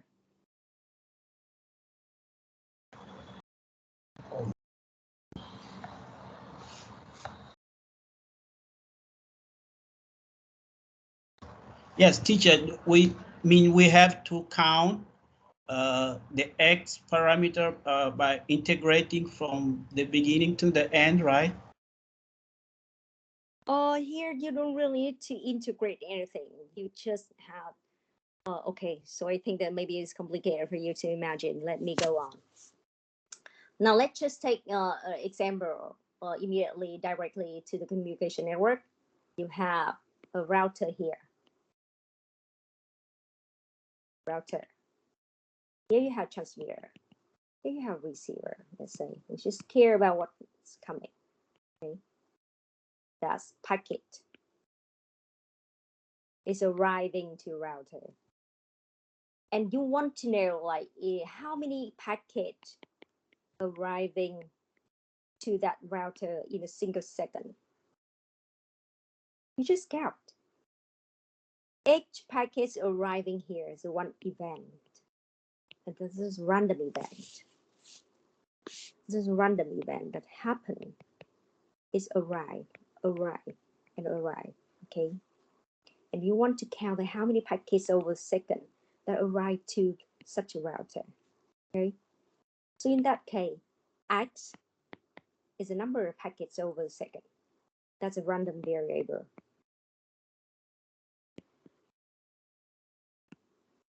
And that's discrete. So you can have like 0 packet, 1 packet, 2 packet, 3, 4, 5, 6. Okay, a certain number of packets in this one here. You can count it. Okay, so if you want to measure in 1 second, then you can count like how many packets arriving, how many random events that happening arriving to that duration of 1 second. So in that case, the results coming out is a random variable x, which is discrete. It's the integer number.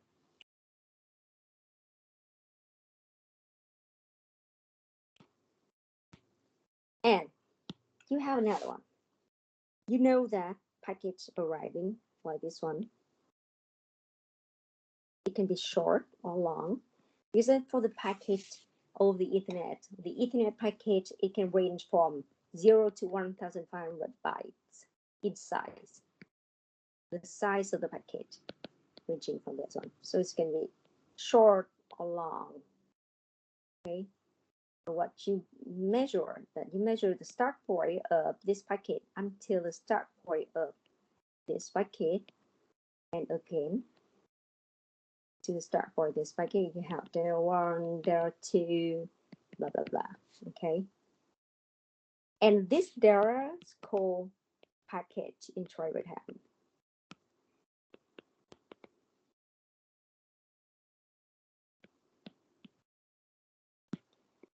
Packet intra-rate time. Okay, so in that case, if you want to measure the packet intra-rate time among those packets, So X is a parking interval time. That is continuous.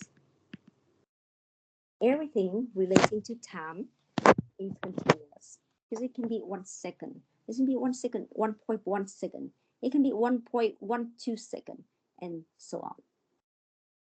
So in that case, random variable X is continuous. And why I'm taking those two examples, because those are the parameters that exist in this course, and you will see it everywhere, especially when you do lab work. Then you have to set up some distribution, but you really have to see that that's a new distribution of what random variable. Many of you guys, when you do a distribution, but you don't really know that if you're doing on what X, you have no idea, no clue about what's X is. And it's making the teacher really desperate because you don't understand anything. Okay, so you have to see that you for this course, especially for this course, you have two different types of X. X is a number of packets per second, or X is a packet interval. Remember it? Now,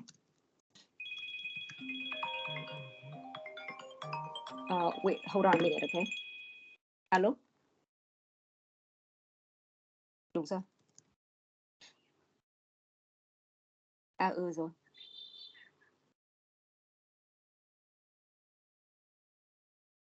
Tức là chị có cần phải đến nữa không? Chị sẽ đến nhưng mà chắc phải 4:30 thì chị sẽ đến được kịp nhá. Thì chưa làm thủ tục được. Ok. Rồi.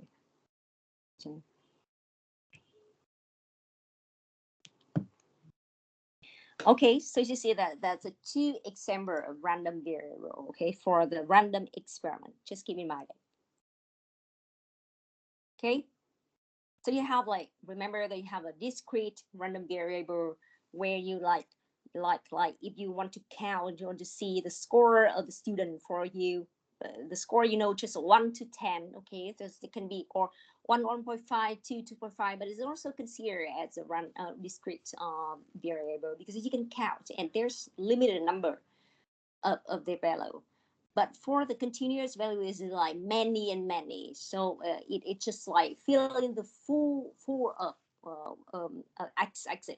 So in that case, you cannot count it. For example, you want to measure pressure of a patient, or you want to measure light time of a bubble or LED, let's say. So in that case, that's a continuous variable. Okay, so clear? And so we go next one to probability. It's just a probability review. Okay, it's just a review. But this one is not about math. So the relative frequency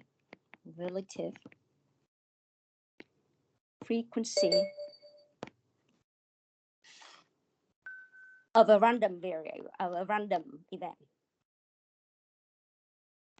For example, you have A, and you want to calculate the probability of the random event A, and it's n sub A over n, which is n is the total number of experiment,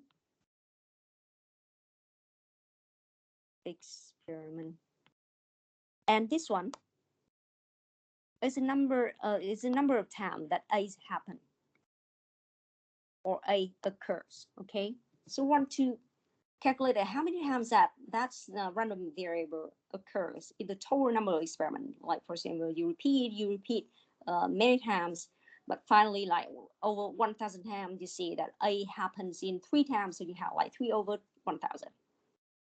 So I don't need to go in detail because this is in one of your mathematics course, this statistical course. And of course you have like PA, if it never happened, then it is equal to 0. Okay, and if you see A which will always happen in every single experiment, then PA is 1. So of course a PA is something ranging from 0 to 1. Okay, probability of A. So how about if you guys can recall, like if you have 2 random event like A and B, and you want to make OR, or A, R, or B, right? So how could we calculate? There's two scenarios. That's A and B are independent. And A and B is correlated. So how's about the independent case? Anyone still remember it?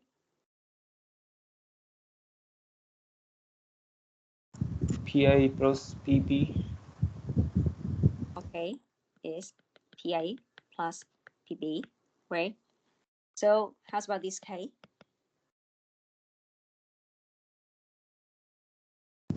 PA plus PB minus PA and B.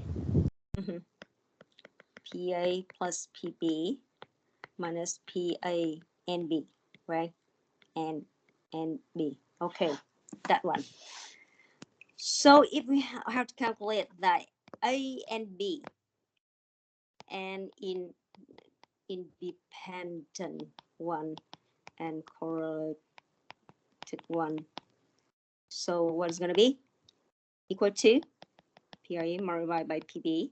And how's about this second scenario?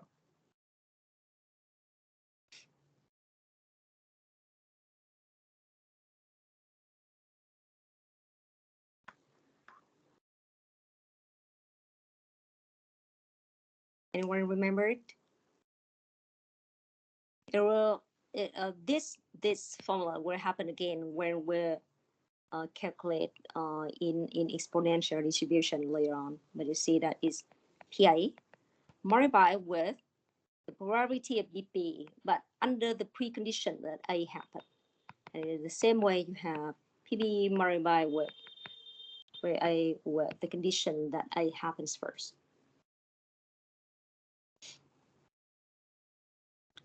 So that's a probability review that you keep in mind, the probability theory, okay? Let's say how I index it. 1, 2, okay. Now we go to section 2. We go to the probability distribution function now. We if the PDF or probability distribution function, the PDF, the smaller PDF one. And this one, if X is a continuous random variable. So remember PDF using for continuous random variable, okay? So it means that what we want to calculate is that we have this one. We have here's a probability, which is called fx, okay? And we want to calculate the probability of xy plus some data, okay? Some dx. So you want to calculate the probability of x with the condition that x in the range of from x to x plus dx. So dx here is supposed to be very small. Okay. So that's a probability that's probability density function, not distribution function, density. Probability density function. So this means that if you want to calculate the probability of a random variable taking a range of value from x to x plus dx. So it's actually that's just very small. Here somehow like we zoom in and we see that we have the gap here, but actually dx is very, very small. Very small, okay? Why we have to take dx? Because they have the meaning behind it, because we have a continuous one. So in the continuous one, you actually can take every single value here, okay? So let's say if you gather and you collect a data set that with 1,000 sample, And in those 1,000 sample, you may get 1,000 different values of x, okay? 1,000 different value of x. So in that case, since you have a range of different 1,000 value of x, the probability of one single value that happens is just 1 over 1,000. So see, everybody is just the same, 1 over 1,000. In that case, one of the tasks and the process that you should do is that you take a certain amount of variable, like a range, and you put all the values into the same value, okay? All values here the same value, and you take the probability of those values. So you see that the number of times it happened may be different. Go back to this one. That's the probability, okay? The probability of a continuous random variable. We have another one called probability distribution function, PDF. So in this case, we have probability distribution function. Above we have density function. Okay, now here we have a probability distribution function. So in that one, what we have is that we also, this is a probability axis. We have to have the shape. But now we're on that we have x1 and we have the x2 and want to calculate the area of this one. So this one is called f capital X. Here we still have fx, okay, this one. So that's a probability distribution function of a continuous random variable x, where x is in the range. You want to calculate in the range of x1 and x2. So you set up, so before you have dx, this is very small, in here we should have x1 is x2. So in that case, you want to calculate and measure the whole area here. Okay, this one. And it's actually, this is sum. That's an integer, okay? So it means that fx, to calculate areas, actually, that's integral from infinity, minus infinity to plus infinity of the probability distribution function, dx. This one, this area. Of course, you can do like x1 and x2, like fx, small area of x1 and x2 of fx dx. But if you have the two upper bound and lower bound limitation, the minus infinity to plus infinity, then the total here, which is equal to, you know what's the integral from minus infinity to plus infinity, which is equal to what? You know the fx is a probability of that. 1. It's 1. Because that's a probability of certain event, and you know that sum up of all the probability just 1. So this is sum, okay? That's a sum, but since that's a continuous random variable, then you have to make a sum in terms of integral.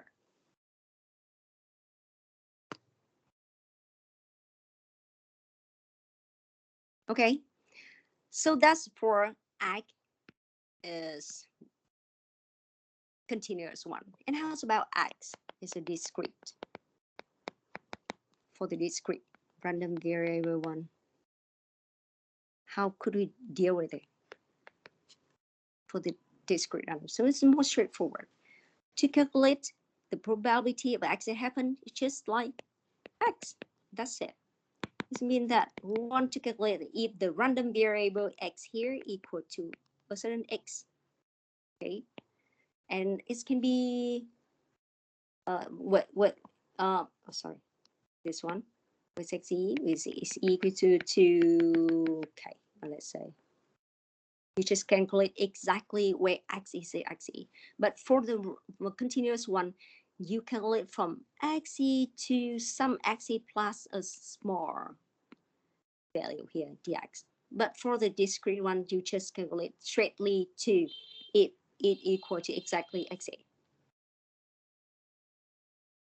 And that's also called frequency function.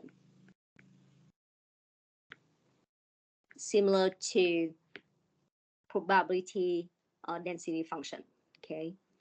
And similar to the probability distribution function, we have probability of x taking the value from A to B, or let's say. So just simply is the sum of all the probability where x equal to a certain xi. This is I equal to 1 to k, let's say.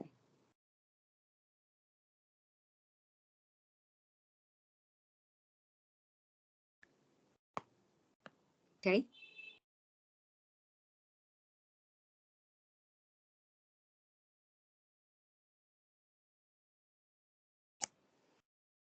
Now, let's take an exercise.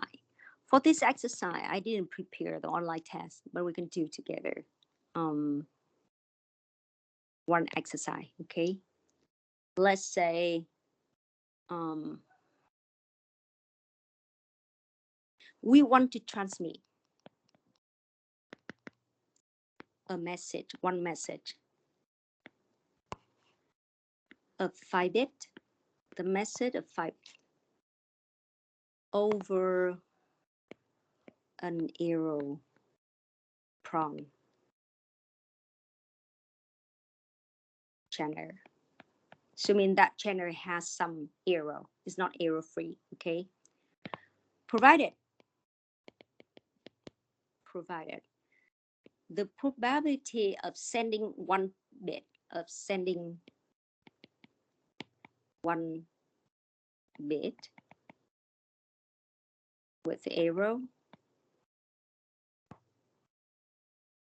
is PE equal to 1 over 6 when sending 1 bit, but that bit suffer from error because we go over maybe raining or storm channel, that bit gets lost.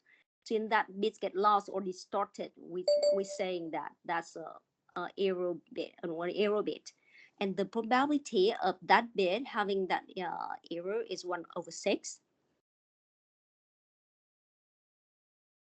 Okay, so if E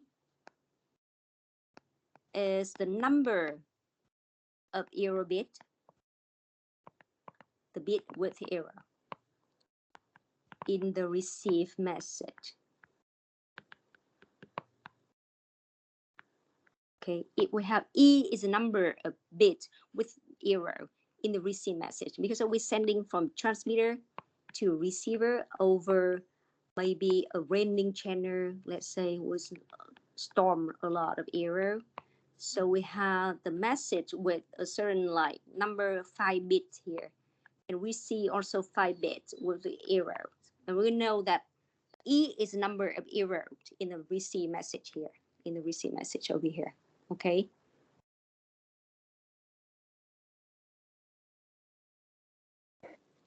So the question question 1. So we call that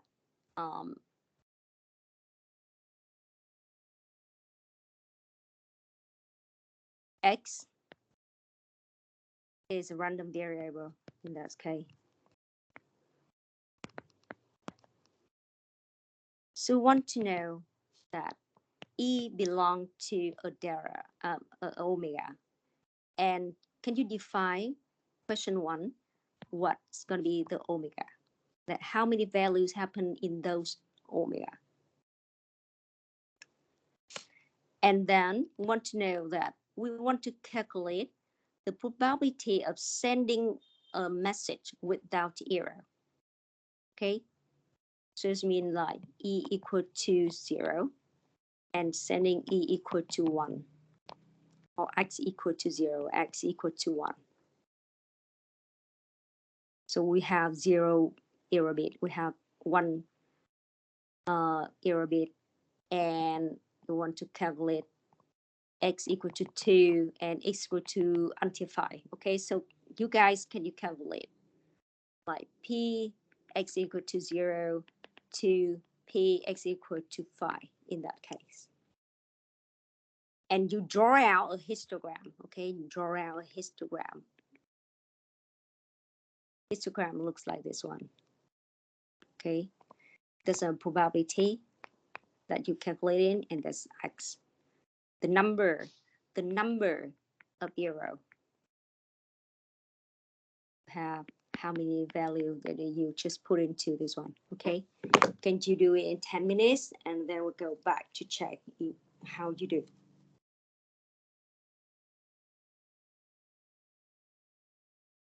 In 10 minutes, okay? In 15:46, we'll go back again.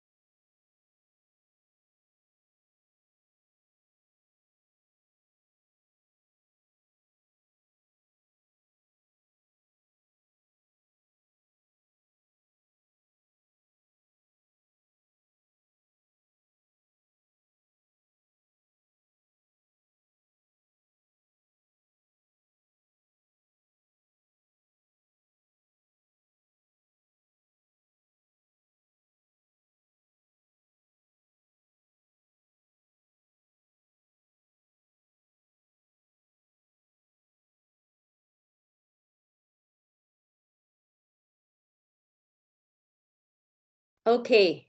Did you guys finish? Can anyone show me that how you do it? Sorry, I will connect to my iPad. Then I can. It's not easy to do in class activity over Microsoft Teams. Let me check. How could I do?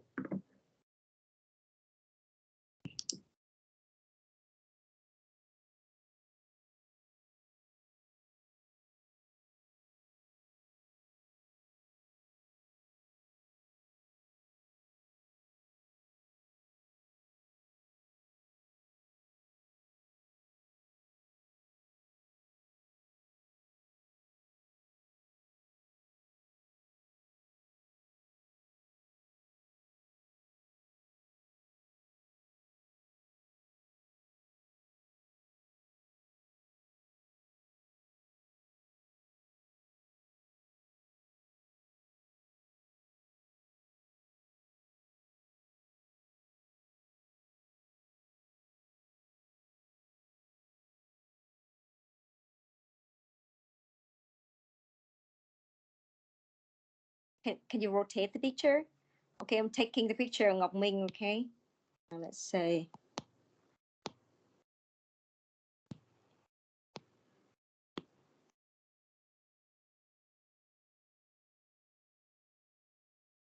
Where's Ngọc Minh?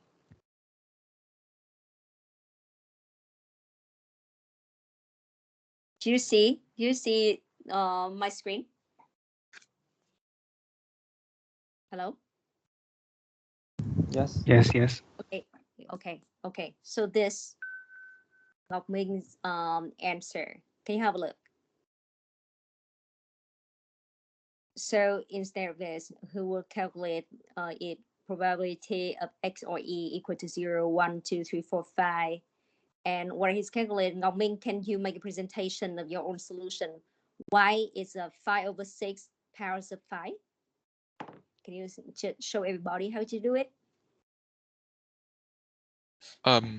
Well, the thing is, if the probability of the error is 1/6, then the probability of the bit is not 0 will be 5/6, right? Okay. Right. So the probability is that no bits got error, so the whole 5 bit is not error. So that means the 5/6 multiplies in 5 times. It will be 5/6 Okay. in 5. So it means that every 5 bits that you don't have any error at all, right? So the bit 1, bit 2, bit 3, bit 4, bit 5, all bits without error. So it means and the probability of each bit having no errors is 5/6, right? So you have like 5/6 5 times. So you have the 5/6 powers of 5. Does everyone agree with him? Is it okay? Clear? Yes. Yeah, maybe in the first Okay, case, so but in yeah, the the first other case case, and the other case where we have 1 bit that's error. 1 bit that error here, you see that it's actually that for the question, we don't really care about which position of that bit. So it doesn't matter. It's just not, it can be the first bit, it can be the second bit, it can be the third bit or the 5th bit, right? So you don't care about the order or the position of the error bit. So in that case, you have like Ming, he has like 1/6 of 1 bit error, and the other 4 is having no error, and he's calculating like this one. Everyone's agree with this one. That's a combinatoric. yeah, missing the combinatory, because if I calculating in this way, I will considering the position of each bit.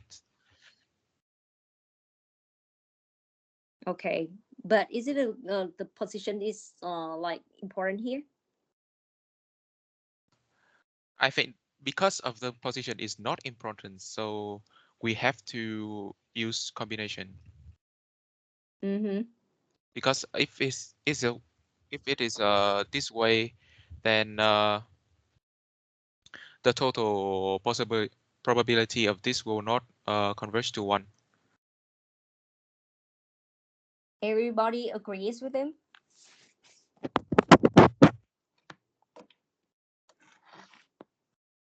Yes. So in the same way, he's calculated like 2, 3, 4, 5, and finally he comes up with a histogram like this one, like from 0, 1, 2, 3. So he draw down the probability in the y-axis accordingly, and finally you have such a histogram like this one. It looks like exponential, logistic one, like logarithm one, and that's a histogram that you actually can do. Why I'm asking you guys to draw out histogram, because it gives you a clear look at how the distribution should be. It looks like the distribution. Because there's some distribution, it looks like a bell shape. Or from someone like this one, looks like a long tail one with a very long tail. And that's one example of the distribution, how the distribution of probability looks like according to probability. Okay. And today we ended here like a few minutes earlier because I will have to go to the hospital. Sorry, because I have the appointment with the doctor. Then I have to go back to the hospital because I couldn't finish in the morning. So I have to go back to the hospital to take the result. So we finish it here. Next time, what we're going to study more is about the expected value, the variance, the standard deviation, and as such things, and go on, and we'll have more mini tests over online. Okay. So thank you guys for the first lesson to the semester, and hope that you enjoy the online class, even though I know that we cannot face to face. But sorry, teacher. Yeah. But hopefully that everything's going smoothly. Do you think that you enjoy the class, and do you think that is helpful for you?